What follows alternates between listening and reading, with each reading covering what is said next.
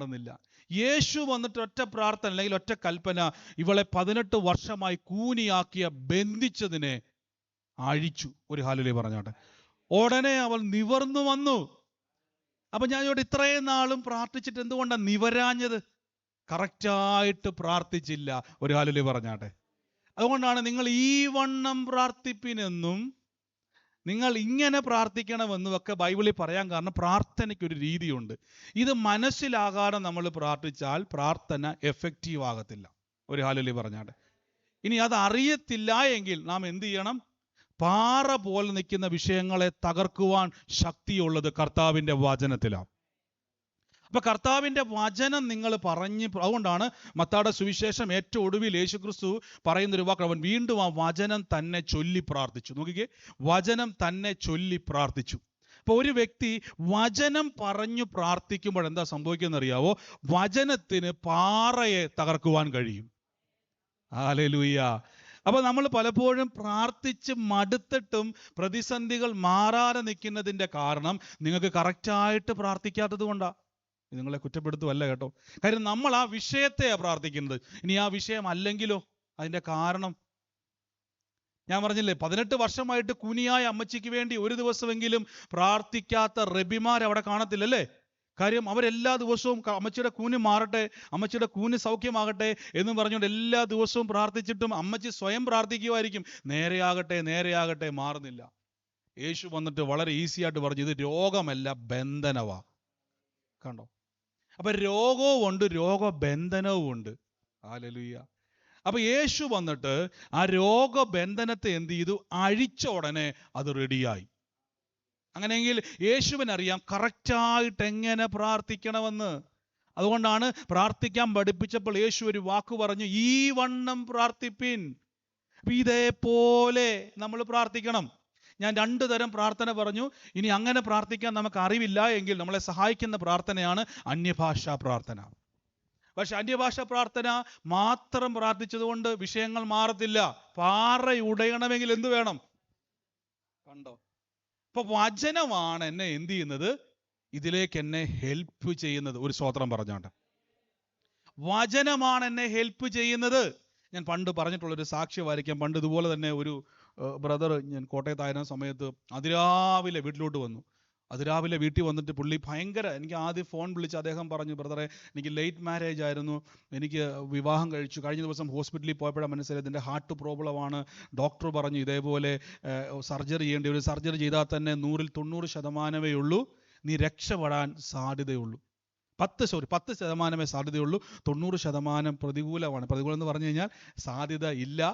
പക്ഷേ 10% സാധ്യത നമുക്കറിയാം. പ്രത്യേകിച്ച് മെഡിക്കൽ ഡോക്ടർമാർ അവർ നിരവധി പേഷ്യൻസിനെ കാണുന്നതുകൊണ്ട് അവരൊരു സോഫ്റ്റ് ആയിട്ടൊന്നും എന്ത് ചെയ്യത്തില്ല. അവരുടെ കുഴപ്പമല്ല, ദിനം പ്രതി അവരെന്ത് ചെയ്യുന്ന ആളുകളെ കാണുന്നുണ്ട്. അവർ പറഞ്ഞു നിനക്ക് അധികം ആയുസ് കാണത്തില്ല, സോറി നിൻ്റെത് ചാൻസ് കുറവാണ്. ഇത് കേട്ട ഉടനെ ഇദ്ദേഹം ഒത്തിരി ലേറ്റായിട്ടാണ് വിവാഹം കഴിച്ചത്. അപ്പോൾ അദ്ദേഹം വളരെ കരഞ്ഞുകൊണ്ട് പറഞ്ഞു, ബ്രദറെ എന്നാ ചെയ്യണം?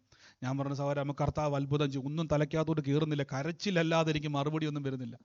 ഇത് ഞാൻ പറയുന്നുണ്ട്, ബലപ്പെടുത്തുന്നുണ്ട്, സംസാരിക്കുന്നുണ്ട്, ഒരു രക്ഷയില്ല. ഇദ്ദേഹം കേൾക്കുന്നു. ഒരു ദിവസം രാവിലെ ഞാൻ ഫോൺ എടുത്ത, ബ്രദറെ ഞാൻ വീട്ടിലോട്ട് വന്നുകൊണ്ടിരിക്കുക എന്ന് പറഞ്ഞു. ഇടുക്കിയിൽ എങ്ങാണ്ട കട്ടപ്പന എന്തിരിക്കുന്നു വന്നുകൊണ്ടിരിക്കുക. അപ്പോൾ അവർക്ക് ഓൾറെഡി ചെക്കപ്പ് ഉണ്ട്. അപ്പം ഇദ്ദേഹം ഫോൺ ചെയ്യുമ്പോൾ തന്നെ കരയുക, ഞങ്ങൾ എത്തിക്കൊണ്ടിരിക്കുക. അപ്പോൾ ഞാൻ നോക്കുമ്പോൾ രാവിലെ നേരം വെളുത്ത് നോക്കിയപ്പോഴേക്ക് എത്താറായിരുന്നു. അവർ വീട് തുറന്നപ്പോൾ തന്നെ അമ്മാച്ചന്മാരും ഒക്കെ ആയിട്ടാണ് വന്നേക്കുന്നത്. കാര്യം പുള്ളിക്ക് അപ്പോൾ അമ്മാച്ചന്മാരെല്ലാം അവരും പറഞ്ഞുണ്ട്, മോനെ നീ സമാധാനപ്പെടും. മോൻ എന്ന് പറഞ്ഞാൽ 40-43 വയസ്സുണ്ട് അദ്ദേഹത്തിന്. അപ്പോൾ ഈ പുള്ളി ഒരു രക്ഷയില്ല, അദ്ദേഹം സങ്കടം കൊണ്ടാണ് കേട്ടോ, പക്ഷേ പേടിച്ചു പോയി. ഹാർട്ട് ഒരാളൊന്ന് ആലോചിച്ച് നോക്കി, 43-44 വയസ്സുള്ള ഒരാൾ ഒരു സുപ്രഭാതത്തിൽ ഡോക്ടർ പറയുക നീ രക്ഷപ്പെടാൻ 10% ചാൻസ് ഉള്ളെന്ന് പറഞ്ഞാൽ പിന്നെ കരയാനല്ലാതെ പ്രാർത്ഥിക്കാൻ പറ്റുമോ? നിങ്ങൾ പറ. അദ്ദേഹത്തിൻ്റെ മാനസികാവസ്ഥ ഞാൻ ചിന്തിച്ചപ്പോഴാണ് മനസ്സിലായത്, അദ്ദേഹത്തിന് പ്രാർത്ഥിക്കാൻ പറ്റുന്നില്ല, ബലപ്പെടുത്തിയിട്ടൊന്നും തലയ്ക്കകത്തോട്ട് കയറുന്നില്ല. ഞാൻ അവിടെ വന്നിട്ടും പുള്ളി കരയും. അപ്പം ഞാൻ പറഞ്ഞു, സഹോദര ഒന്ന് ശ്രദ്ധിക്കും, ഒരു രക്ഷയില്ല. കൂടെ വന്ന സഹോദരന്മാർ ഭാര്യയും പറഞ്ഞു, അച്ഛാ ഒന്ന് ശ്രദ്ധിക്ക്, ഒരു രക്ഷയില്ല. അപ്പം ഞാൻ ഒരു കാര്യം ചെയ്യും, ഇനി ശ്രദ്ധിക്കണ്ട, ഈ വണ്ടിയെ കയറുന്ന മുതൽ ഒറ്റ കാര്യം ചെയ്യുക, ഭാര്യയോടും മിണ്ടരുത്, അമ്മാച്ചന്മാരോടും മിണ്ടരുത്, വണ്ടി ഓടിക്കുന്ന ആളോടും മിണ്ടരുത്. ഹോസ്പിറ്റലിൽ ചെന്ന് ഡോക്ടർ ഒന്നും കൂടെ സ്കാൻ ചെയ്യണം, അതിനുവേണ്ടിയുള്ള കാര്യങ്ങൾ റിപ്പോർട്ടുണ്ട്. അതിനുവേണ്ടി എന്താ പറയുക, ഒരു സ്കാനിങ് ചെയ്തതിന് ശേഷമാണ് അഡ്മിറ്റ് ആകാൻ വേണ്ടി പോകുന്നത്. രണ്ടാമത് വന്നിരിക്കുകയാണ്. ഞാൻ പറഞ്ഞു, ഒരു മനുഷ്യൻ ഡോക്ടറോടല്ലാതെ ആരോടും മിണ്ടണ്ട. ഇവിടെ മുതൽ പറയുക, ഞാൻ മരിക്കത്തില്ല, ജീവനോടെ ഇരുന്ന് യഹോവയുടെ പ്രവൃത്തികളെ വർണ്ണിക്കും. ഞാൻ പറഞ്ഞു, ഭാര്യയോട് പറഞ്ഞ് മിണ്ടരുത്, ഇവരോടും പറഞ്ഞ് ഈ പുള്ളിയോട് മിണ്ടരുത്, ഇങ്ങേര് മിണ്ടിയ കരച്ചില്ല. അതുകൊണ്ട് ഞാൻ പറഞ്ഞു പറഞ്ഞുകൊണ്ടിരിക്കുക. ഇദ്ദേഹം ഇങ്ങനെ പറയാൻ തുടങ്ങി. അത് വലിയൊരു കാര്യം. അദ്ദേഹം അത് ഏറ്റെടുത്ത്. ഒരു ഹല്ലേലൂയ പറഞ്ഞാട്ടെ. വലിയ പോയിന്റ് ആകട്ടോ. പാറയെ ഉടയ്ക്കണമെങ്കിൽ ആദ്യം നിങ്ങൾ ചുറ്റിക എടുക്കണം. ചുറ്റിക കരത്തിലെടുക്കാതെ പാറ ഉടയത്തില്ല.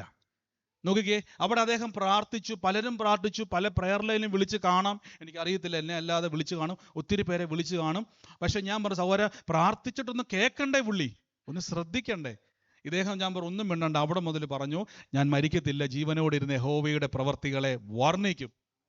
ഇദ്ദേഹം അവിടെ പറഞ്ഞു 12 മണിക്കോ 12:30 എങ്ങാൻ ഡോക്ടറെ കൊണ്ട് ഞാൻ പ്രെയർ എന്തോ ആയിരുന്നു. എന്നെ ഉച്ചയായപ്പോൾ 2 മണിക്ക് വിളിച്ചിട്ട് പറഞ്ഞു, ഡോക്ടർ വീണ്ടും സ്കാൻ ചെയ്തിരിക്കുകയാണ്, പിന്നെ അടുത്ത ദിവസം വരാൻ വേണ്ടി പറഞ്ഞു.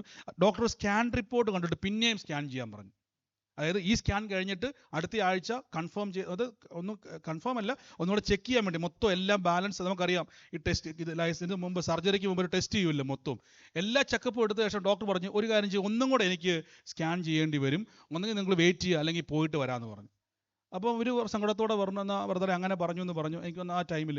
അതിനുശേഷം പിന്നെ ഇദ്ദേഹം സ്കാൻ ചെയ്തപ്പോൾ എന്നെ വിളിച്ചിട്ട് പറഞ്ഞു, ബ്രദറെ ഡോക്ടർ പറഞ്ഞു സർജറി വേണ്ട. ഒരു ഹല്ലേലൂയ പറഞ്ഞാട്ടെ. അപ്പം ഞാൻ അതെന്താ, മരുന്ന് കഴിക്കാൻ പറഞ്ഞു? മരുന്നും വേണ്ട.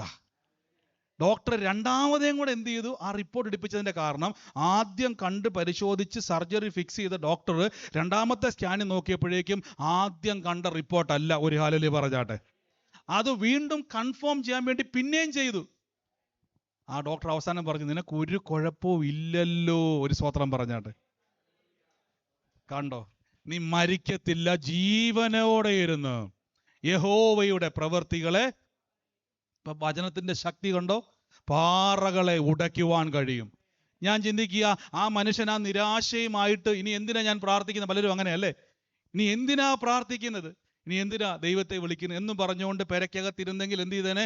മരിക്കും നിശ്ചയം. അദ്ദേഹത്തിന്റെ ഭാര്യ ആ പ്രായത്തിൽ വിധവയാകും. വിവാഹം കഴിച്ചതുകൊണ്ട്, പെട്ടെന്ന് വിവാഹം കഴിച്ചതിന് കുഞ്ഞുങ്ങളൊന്നും ഉണ്ടായിട്ടില്ല, സ്വത്തെല്ലാം പോയെന്നിരിക്കും. പക്ഷെ ഇന്ന് ജീവിതം മാറി. ഒരു ഹല്ലേലൂയ പറഞ്ഞാട്ടെ. കാര്യം പാറയെ ഉടയ്ക്കുവാൻ പഠിച്ചാൽ, പാറകളെ ഉടയ്ക്കുവാൻ പഠിച്ചാൽ നിങ്ങളുടെ ലൈഫ് ചേഞ്ച് ആകാൻ തുടങ്ങും. ഇതുകൊണ്ടാണ് വചനത്തിന്റെ പ്രാധാന്യം. യിരെമ്യാവ് പറയുകയാണ്, ദൈവത്തിന്റെ വചനം തീ പോലെയാണ്. തീയുടെ പ്രത്യേകത എന്തുവാ? സകലത്തെയും കത്തിക്കുവാൻ കഴിയും. ഈ അഗ്നിക്ക് ഒരു പ്രത്യേകത ഉണ്ട്. ലോകത്തിന്റെ അഗ്നിക്ക് ഇതിനെ കത്തിക്കാൻ പറ്റത്തില്ല. 2 തരം തീയുണ്ട്. ലോകത്തിന്റെ തീയുണ്ട്, ദൈവത്തിന്റെ തീയുണ്ട്. ലോകത്തിന്റെ തീയാണ് നെബൂഖദ്നേസർ രാജാവ് എന്ത് ചെയ്തത്? കൂട്ടിയിട്ട് എന്ത് പറഞ്ഞു? ചന്ദ്രക്ക്, മേശക്ക്, അബേദ്നെഗോയോട് പറഞ്ഞു ചാടിക്കോളാൻ പറഞ്ഞു. തള്ളി അവരെ എന്ത് ചെയ്തു? കെട്ടി അവരെ അങ്ങ് ഇട്ടു. ഇവരുടെ അകത്തൊരു തീ ഇരിപ്പുണ്ട്. യഹോവയല്ലാതെ ഒന്നിനെയും ഞങ്ങൾ വണങ്ങത്തില്ല. ദൈവത്തിന്റെ വചനം തീ പോലെയാണ്. ഈ തീ ലോകത്തിന്റെ തീക്ക് ചാമ്പലാക്കാൻ കഴിയത്തില്ല. അപ്പൊ വചനം കേൾക്കുമ്പം, ഓ ജീസസ്,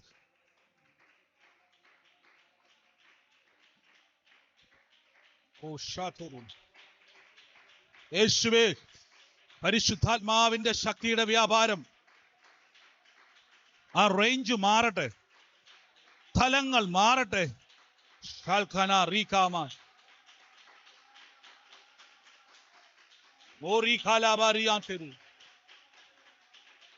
ഓ യേശുവേ,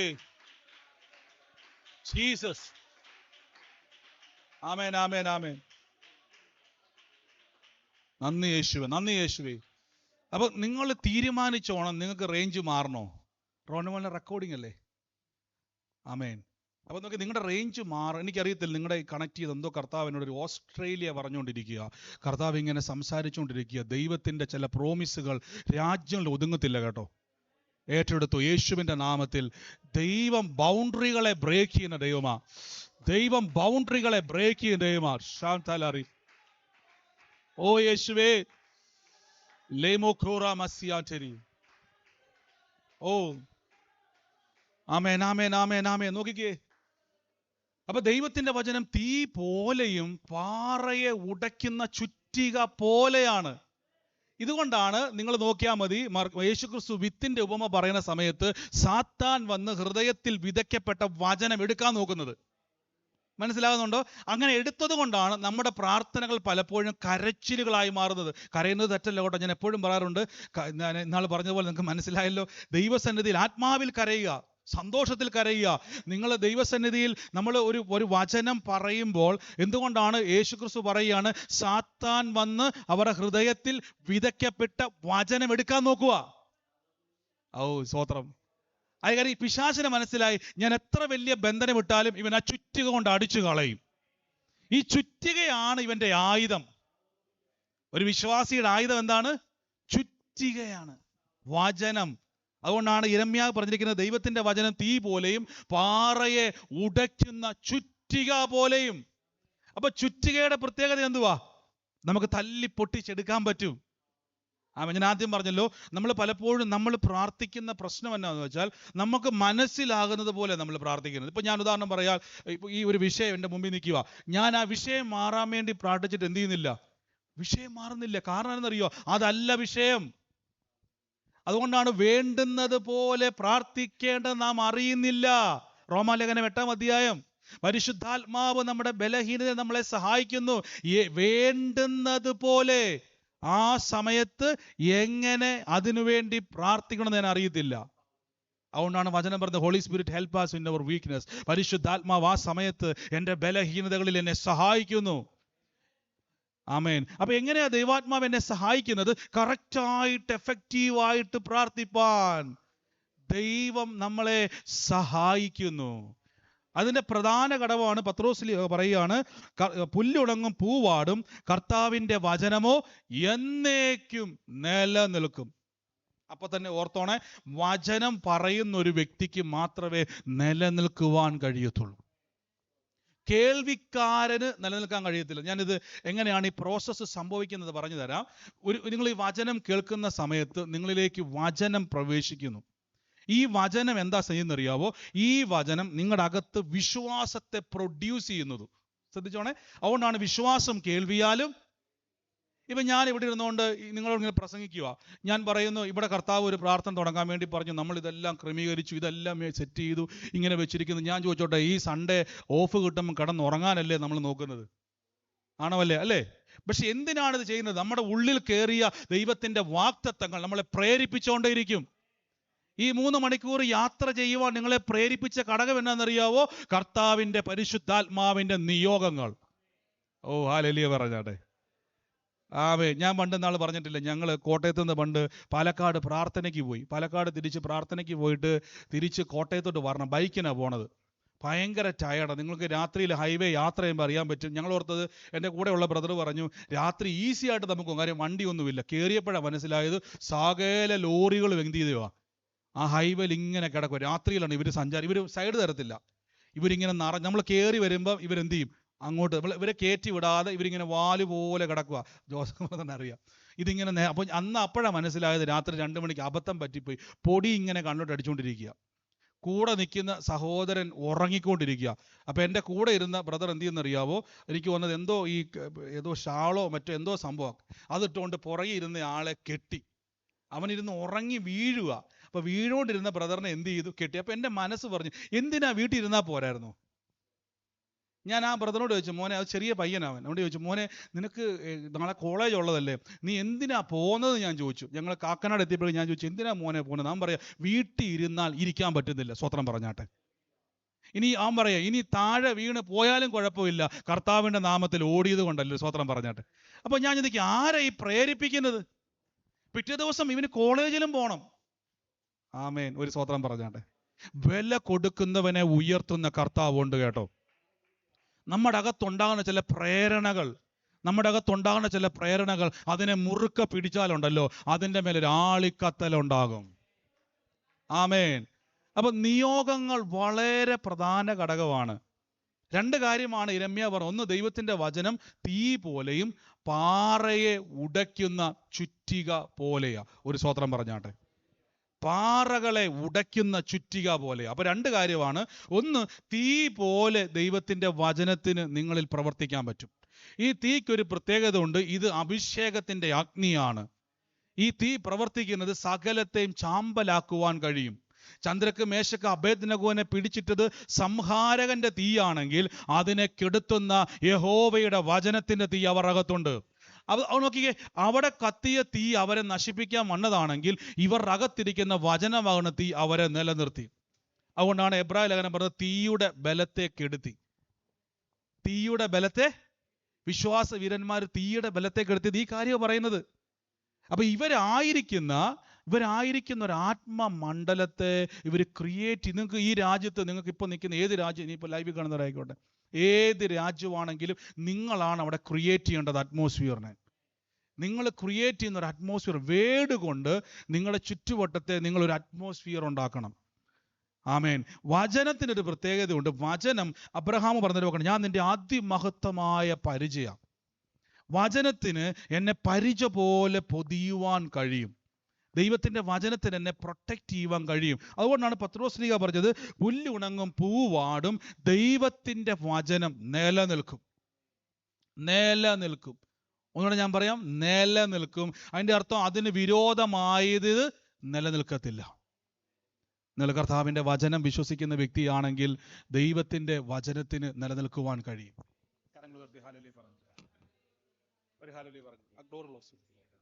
thank you holy spirit, thank you holy spirit. അപ്പൊ നമ്മൾ വിശ്വസിക്കുന്ന അത് നിലനിൽക്കുന്നതാണ്. ഒരു സ്വത്രം പറഞ്ഞാട്ടെ, നിലനിൽക്കുന്നതാണ്. പിന്നെ നിലനിൽക്കുന്നതാണ് ദൈവത്തിന്റെ വചനം. കരങ്ങളുയർത്തി ഹല്ലേലൂയ പറഞ്ഞേ. അപ്പൊ പുല്ലുണങ്ങും പൂവാടും ദൈവത്തിന്റെ വചനമോ. അപ്പൊ ഈ ദിവസങ്ങളിൽ എൻ്റെ ഉള്ളത്തിൽ കർത്താവ് നിങ്ങളോട് ബന്ധപ്പെട്ട്, ഞാൻ ഈ വാക്യം കുറേ വർഷം കൂടി ഇപ്പോൾ എടുക്കുന്നത്. ഈ വാക്യം ഞാൻ ഇന്നലെ മുതൽ കഴിഞ്ഞ ദിവസങ്ങളിലൊക്കെ പ്രാർത്ഥിക്കുമ്പം നിങ്ങൾ വെറും കൈയോടെ കർത്താവെ അവരെ മടക്കി അയക്കരുതേ എന്നായിരുന്നു എൻ്റെ പ്രാർത്ഥന. ഒരു സ്വത്രം പറഞ്ഞാട്ടെ. ദൈവം വലിയ വഴിത്തിരിവിനെ ചെയ്യാൻ വേണ്ടി ഇപ്പം വലിയ വഴിത്തിരിവിൻ്റെ ദൈവമാ, വലിയ ടേണിംഗ് പോയിന്റുകൾ നിർമ്മിക്കുന്ന ദൈവമാ നമ്മുടെ ദൈവം. ഓ യേശുവേ, എനിക്കറിയത്തില്ല, സിസ്റ്ററുടെ മേലൊന്നും കൈവെക്കോ ബ്രദറെ, കൈയൊന്ന് വെച്ച് ബ്രദർ, യേശുവിൻ്റെ നാമത്തിനോടുള്ള കർത്താവ് പറയുക, തള്ളിക്കളയുവാൻ നോക്കിയത് ഒത്തിരി നിന്ദിക്കപ്പെട്ടതാ, ഒത്തിരി നിന്ദിക്കപ്പെട്ടു. യേശുവേ, ഇന്ന് നിൽക്കുന്ന സ്ഥലത്ത് പരിശുദ്ധാത്മാവ് ഫലം കായ്ക്കാൻ വേണ്ടി പോവാം. തൻ്റേതല്ലാതായ കാരണങ്ങളാൽ പലപ്പോഴും പലതും കേൾക്കേണ്ടി വന്നു, പല പഴികൾ കേൾക്കേണ്ടി വന്നു, ഒറ്റപ്പെടലുകൾ അനുഭവിച്ചുകൊണ്ട് വന്നു. ഇന്ന് പലപ്പോഴും മനസ്സിൽ പറഞ്ഞു, ജാതികൾക്കൊരു അനുഗ്രഹമുണ്ടല്ലോ കർത്താവേ, അവർ പലപ്പോഴും അവരുടെ ജീവിതം എത്രയോ മാറ്റം വരുന്നു, എന്തുകൊണ്ട് എൻ്റെ ജീവിതത്തിൽ ഇങ്ങനെയെന്ന് ചോദിച്ചതാ. ഇന്ന് കർത്താവ് സംസാരിക്കുക, ബൗണ്ടറികളിൽ ദൈവം അയക്കും. ഓ, ദൈവം എന്നോട് ഉള്ളത്തിൽ പറയുക, അവരുടെ കേക്ക് അവർ കാണുക, പൊസിഷൻ ചേഞ്ച് ചെയ്യാൻ പോവാ. ഓ, ദൈവം പൊസിഷനുകളെ ചേഞ്ച് ചെയ്യാൻ പോവാ. In the name of Jesus, ദൈവാത്മാവ് പൊസിഷൻ ചേഞ്ച് ചെയ്യുക, പൊസിഷനുകളെ ചേഞ്ച് ചെയ്യും. Oh, in the name of Jesus, ദൈവം പൊസിഷനുകളെ മാറ്റുന്നു. ഓ യേശുവേ, in the name of Jesus. എൻ്റെ ഉള്ളത്തിൽ പരിശുദ്ധാത്മാവ് ഒരു വാക്ക് പറയുക, നിങ്ങളുടെ ലൈഫുമായിട്ട് ബന്ധപ്പെട്ട് ദൈവാത്മാവ് ജോമോൻ എന്ന് പറയുന്ന ഒരു വ്യക്തിയെ കണക്ട് ചെയ്യും കേട്ടോ. ആ പേര് നോട്ട് ചെയ്തോണേ. ഒരു വലിയൊരു ഡോറാണ് ആ വ്യക്തി. ആ പേര് നോട്ട് ചെയ്തോണം. ജോമോൻ എന്ന് പറഞ്ഞൊരു വ്യക്തി ഒരു ഡോറാണ്. ആ വ്യക്തി മുഖാന്തരം ദൈവം ചില കൺഫർമേഷനുകളെ ദൈവം ചെയ്യാൻ വേണ്ടി പോകുക. In the name of Jesus, thank you holy spirit. Oh ഷാഠൻ അറിയ, എല്ലാവരും ഒന്ന് പ്രാർത്ഥിച്ചേ. പരിശുദ്ധാത്മാവിന്റെ വലിയ പ്രവർത്തികൾ ഇന്ന് ഓരോ വ്യക്തികളുടെ മേൽ പതിയുകയാണ്. ഓ യേശുവേ, thank you holy spirit, thank you holy spirit. Oh, in the name of Jesus. Oh, thank you holy spirit. എനിക്ക് എൻ്റെ ഉള്ളത്തിൽ കർത്താവ് ജനുവരി എന്നുള്ളൊരു മാസം ഇങ്ങനെ എടുത്തു കാണിച്ചുകൊണ്ടിരിക്കുക. ജനുവരി എന്നുള്ളൊരു മാസം, ജനിച്ച മാസം. കാലമുയർത്തി ഹാലല്ലേ പറഞ്ഞാട്ട്. ജനുവരി എടുത്തു കാണിച്ചു. കൺഫർമേഷനാണ് കേട്ടോ, കൺഫർമേഷനാ. ഈ കാര്യം സിസ്റ്റർ എന്നോട് പറഞ്ഞിട്ടുണ്ടോ? ഇല്ല, കൺഫർമേഷനാണ് കേട്ടോ. ഞാൻ പ്രാർത്ഥിച്ച കർത്താവ് ഒരു കൺഫർമേഷൻ വേണം. തമ്പുരാൻ പറഞ്ഞു ജനുവരി എന്നുള്ള ഡേറ്റ് എടുത്ത് കാണിച്ചു. Thank you holy spirit. നന്ദി യേശു. അത് ഉറപ്പിക്കുക കേട്ടോ. കർത്താവിനോട് പറയാം, പാസ്പോർട്ട് പിന്നെയും സീല് വീഴും.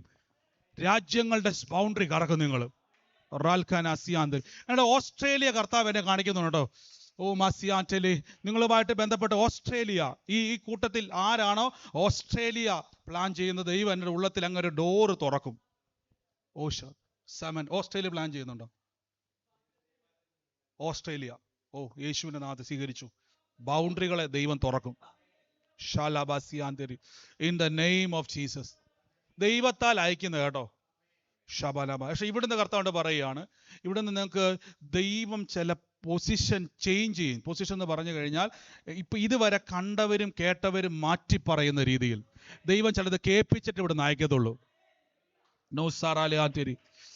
ഇവിടെ വന്നത് നഷ്ടമാണെന്ന് പറയിപ്പിക്കത്തില്ല, ഇവിടെ വന്നത് അനുഗ്രഹമാണെന്ന് പറയിപ്പിച്ചിട്ട് ഇവിടത്തുള്ളൂ. Oh in the name of Jesus. റാമസി ഷാലാബാറഹസി ഷംദലഹസ്തി. ഓ യേശുവേ, റാബാ ഷംബറാസി. Thank you holy spirit. സ്വീകരിച്ചോ. പരിശുദ്ധാത്മാവ് വലിയ കാര്യങ്ങളെ ഉറപ്പിക്കും. ഓ യേശുവേ, കൃപ വ്യാപരിക്കുന്നല്ലോ, കൃപ വ്യാപരിക്കുന്നല്ലോ. ആമേൻ ആമേൻ ആമേൻ ആമേൻ. യേശുവേ ആമേൻ. ദൈവത്തിന്റെ വചനം പറയുന്നത് പോലെ സ്വീകരിച്ചോണം നിങ്ങൾ. ഞാൻ പറഞ്ഞില്ല കർത്താവ്, ഞാൻ ഈ ദിവസങ്ങളിലൊക്കെ പ്രാർത്ഥിച്ചു, കർത്താവെ വെറും കൈയോടെ അവരെ അയക്കരുത്. ദൈവത്തിന് വലിയ പ്ലാൻ ഉണ്ട് നിങ്ങളെ പറ്റി കേട്ടോ. നിങ്ങൾ വന്നതല്ല, ദൈവാത്മാ കൂട്ടിക്കൊണ്ട് വന്നതാ. ചിലപ്പോൾ നിങ്ങളുടെ മനസ്സിൽ എന്തെങ്കിലും ചിന്ത വന്നേക്കാം, ദൈവമേ പോണോ വേണ്ടയോ. ഒരു കാര്യം ഞാൻ ഉറപ്പാണ്, ഈ നിർബന്ധം ദൈവത്തിൽ നിന്നുണ്ടായതാ. ചില കാര്യങ്ങൾ അങ്ങനെ ദൈവം നമ്മളെ നിർബന്ധിക്കും. ചിലത് കേറാനും ചിലത് കേൾക്കാനും ചില കാര്യങ്ങളെ പൊട്ടിച്ചു മാറ്റുവാനും ദൈവം ഓടിക്കയറ്റുന്നതാ. In the name of Jesus. റാസലബറി.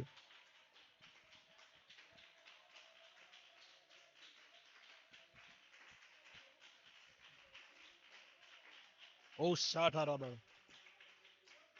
ഓ സാറ്റലബറി നസോഷിലമരഹസി നഭോറിയാശന്ധനാസ്യ. ദൈവത്തിന് വലിയ പ്ലാൻ ഉണ്ട്. ദൈവത്തിന് വലിയ പ്ലാൻ ഉണ്ട്. ഒരു ഹാലലേ പറഞ്ഞാട്ടെ, ശക്തിയോടെ ഹാലലേ പറഞ്ഞാട്ടെ. ആമേൻ. കർത്താവിന്റെ വചനത്തിൽ പറഞ്ഞതുപോലെ പുല്ലുണങ്ങും പൂവാടും, ദൈവത്തിന്റെ വചനമോ എന്നേക്കും. അപ്പൊ നമ്മൾ കർത്താവിന്റെ വചനം, അപ്പൊ നിങ്ങൾക്ക് മനസ്സിലാക്കി തരാം എങ്ങനെയാണ് നമുക്ക് എഫക്റ്റീവായിട്ട് പ്രാർത്ഥിക്കാൻ പറ്റുന്നത്. നമ്മൾ പലപ്പോഴും പ്രാർത്ഥനകൾ ഫലം കായ്ക്കാതെ വരുന്നതിൻ്റെ പിന്നിലെ കാരണം വേണ്ടുന്നത് പോലെ എഫക്റ്റീവായിട്ട് നമുക്ക് പ്രെയർ ചെയ്യാൻ കഴിയുന്നില്ല. അതുകൊണ്ടാണ് യേശുക്രിസ്തു പറഞ്ഞത്, നിങ്ങൾ ജാതികളെ പോലെ ജൽപ്പനം ചെയ്യരുത്, അതിഭാഷണത്താൽ ഉത്തരം കിട്ടുമെന്ന് അവർ വിചാരിക്കുന്നത്. നിങ്ങളോ പ്രാർത്ഥിക്കുമ്പോൾ അറയിൽ കടന്ന് രഹസ്യത്തിലുള്ള നിങ്ങളുടെ പിതാവ് അറിയേണ്ടതിന് നിങ്ങൾ. അപ്പം ഒരു പ്രാർത്ഥന എവിടെയൊക്കെയോ എന്തൊക്കെയോ കണക്ഷനുകളാണ്. നിങ്ങൾ അവരെ പോലെ പ്രാർത്ഥിക്കരുത്, ഇങ്ങനെ പ്രാർത്ഥിക്കണം, ഈ വണ്ണം പ്രാർത്ഥിക്കണം എന്നൊക്കെ നോക്കി. അപ്പൊ എവിടെയൊക്കെയോ പ്രാർത്ഥനയെ ഒരു പ്രത്യേക രീതിയിൽ ദൈവം കൊണ്ടുവരുക. അല്ല, കർത്താവ് പറയത്തില്ലേ പ്രാർത്ഥിക്ക്. എന്തുകൊണ്ടാണ് ഈ വണ്ണം ഈ രീതി എന്നൊക്കെ പറയാൻ കാരണം? ഈ ഫോമിലേക്ക് കൊണ്ടുവരുന്നത് എന്താണെന്നറിയാവോ? നമുക്ക് പലപ്പോഴും കാരണങ്ങൾ അറിയത്തില്ല. എന്തോ തടസ്സം ഉണ്ടെന്നറിയാം, എന്നാ തടസ്സമെന്ന് അറിയത്തില്ല. ആ തടസ്സം എന്താണെന്നറിയാതെ നമ്മൾ സാധാരണ പോലെ പ്രാർത്ഥിക്കുന്നുവെങ്കിൽ തടസ്സത്തിന് മാറുവാൻ കഴിയത്തില്ല. യേശു പറഞ്ഞു, ഈ മലയോട് നീങ്ങി പോകുക എന്ന് പറഞ്ഞാൽ, അപ്പൊ നിങ്ങൾ ചിന്തിക്കുന്നത് മലയെ പോ എന്ന് പറഞ്ഞാൽ മല പോകത്തില്ല.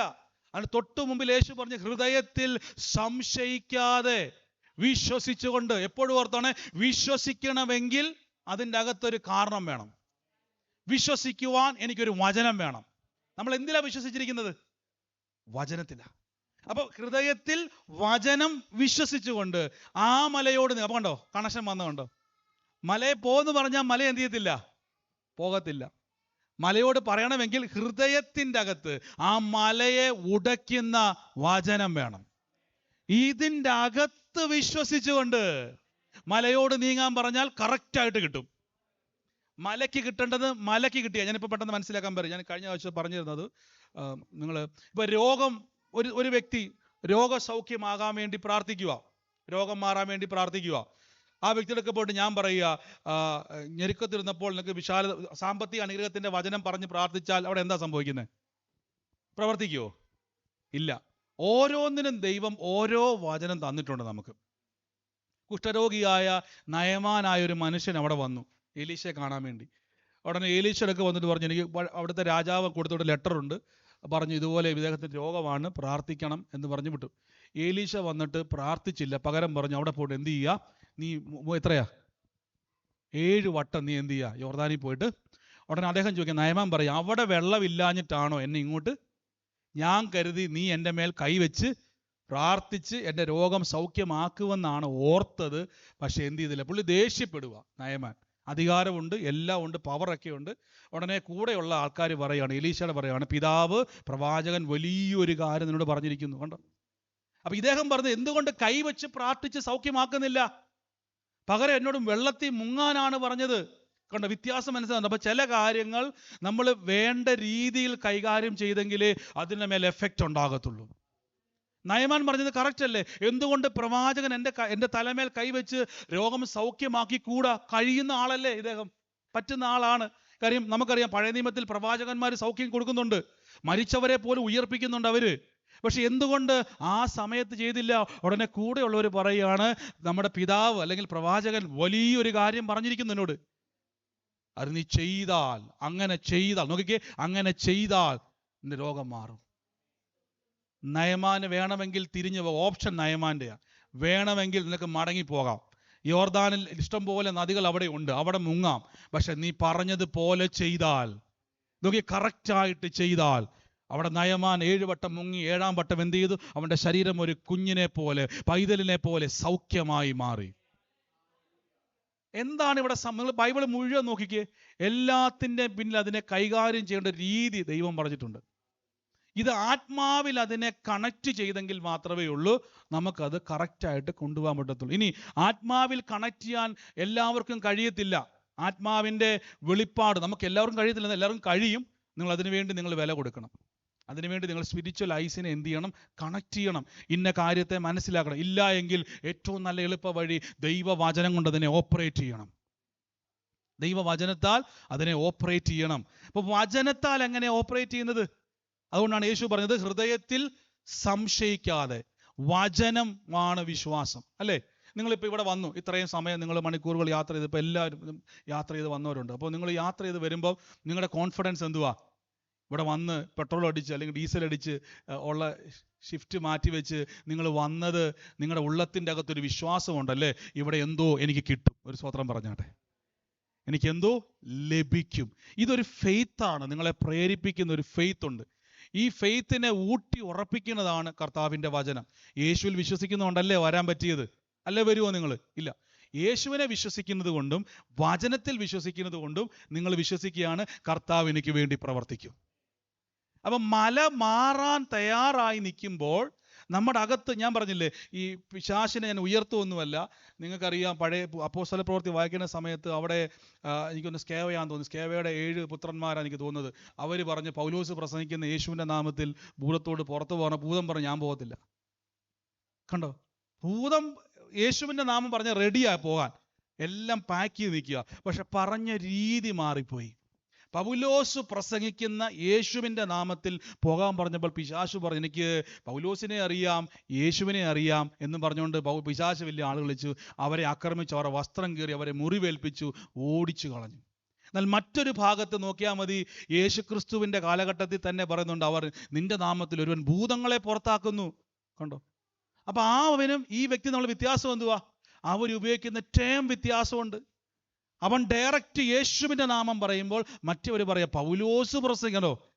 നമ്മൾ ഏതെങ്കിലും പ്രാർത്ഥനയിൽ ഏതെങ്കിലും ഒരു വ്യത്യാസം വരുത്തിയാൽ അതെന്ത് ചെയ്യും? നമ്മുടെ അനുഗ്രഹത്തിന് വ്യത്യാസം വരുത്തും. ഞാൻ പറഞ്ഞത് നിങ്ങൾക്ക് മനസ്സിലാവുന്നുണ്ടോ? നമ്മൾ ഏതെങ്കിലും ഒരു വാചകത്തിൻ്റെ അകത്ത് വ്യത്യാസം വരുത്തിയാൽ അതേപോലെ കറക്റ്റായിട്ട് നമ്മൾ എന്ത് ചെയ്യണം? ഈ വണ്ണം പ്രാർത്ഥിപ്പിൻ. നിങ്ങൾക്കിത് ഭാരമായി തോന്നുന്നുണ്ടോ? ഞാൻ പറഞ്ഞല്ലോ, ഇതെല്ലാം ഒരു പോയിന്റ് കൊണ്ട് തീരുന്നതല്ല, ഒരു ഞായറാഴ്ച കൂട്ടായ്മ കൊണ്ടോ ഒരു തീരുന്നതല്ല. ഇതിങ്ങനെ ഓരോ അതിൻ്റെ കാര്യങ്ങൾ ഓരോന്നോ ദൈവം തന്നത് ഓരോ കാര്യങ്ങൾ ഇതിനകത്തുണ്ട്. എങ്ങനെയാണ് അതിൻ്റെ അകത്ത് കൈകാര്യം ചെയ്യേണ്ടത്? ഒരു ഹല്ലേലൂയ പറഞ്ഞാൽ ഇതെല്ലാം ഒരു തുടക്കം മാത്രം. നമ്മൾ ഈ കിട്ടുന്ന 1 മണിക്കൂറോ 1.5 മണിക്കൂർ കൊണ്ടോ ഇത് തീരത്തില്ല. എങ്ങനെ ഇത് മനസ്സിലാക്കാം? ഒരു ഹല്ലേലൂയ പറഞ്ഞ്.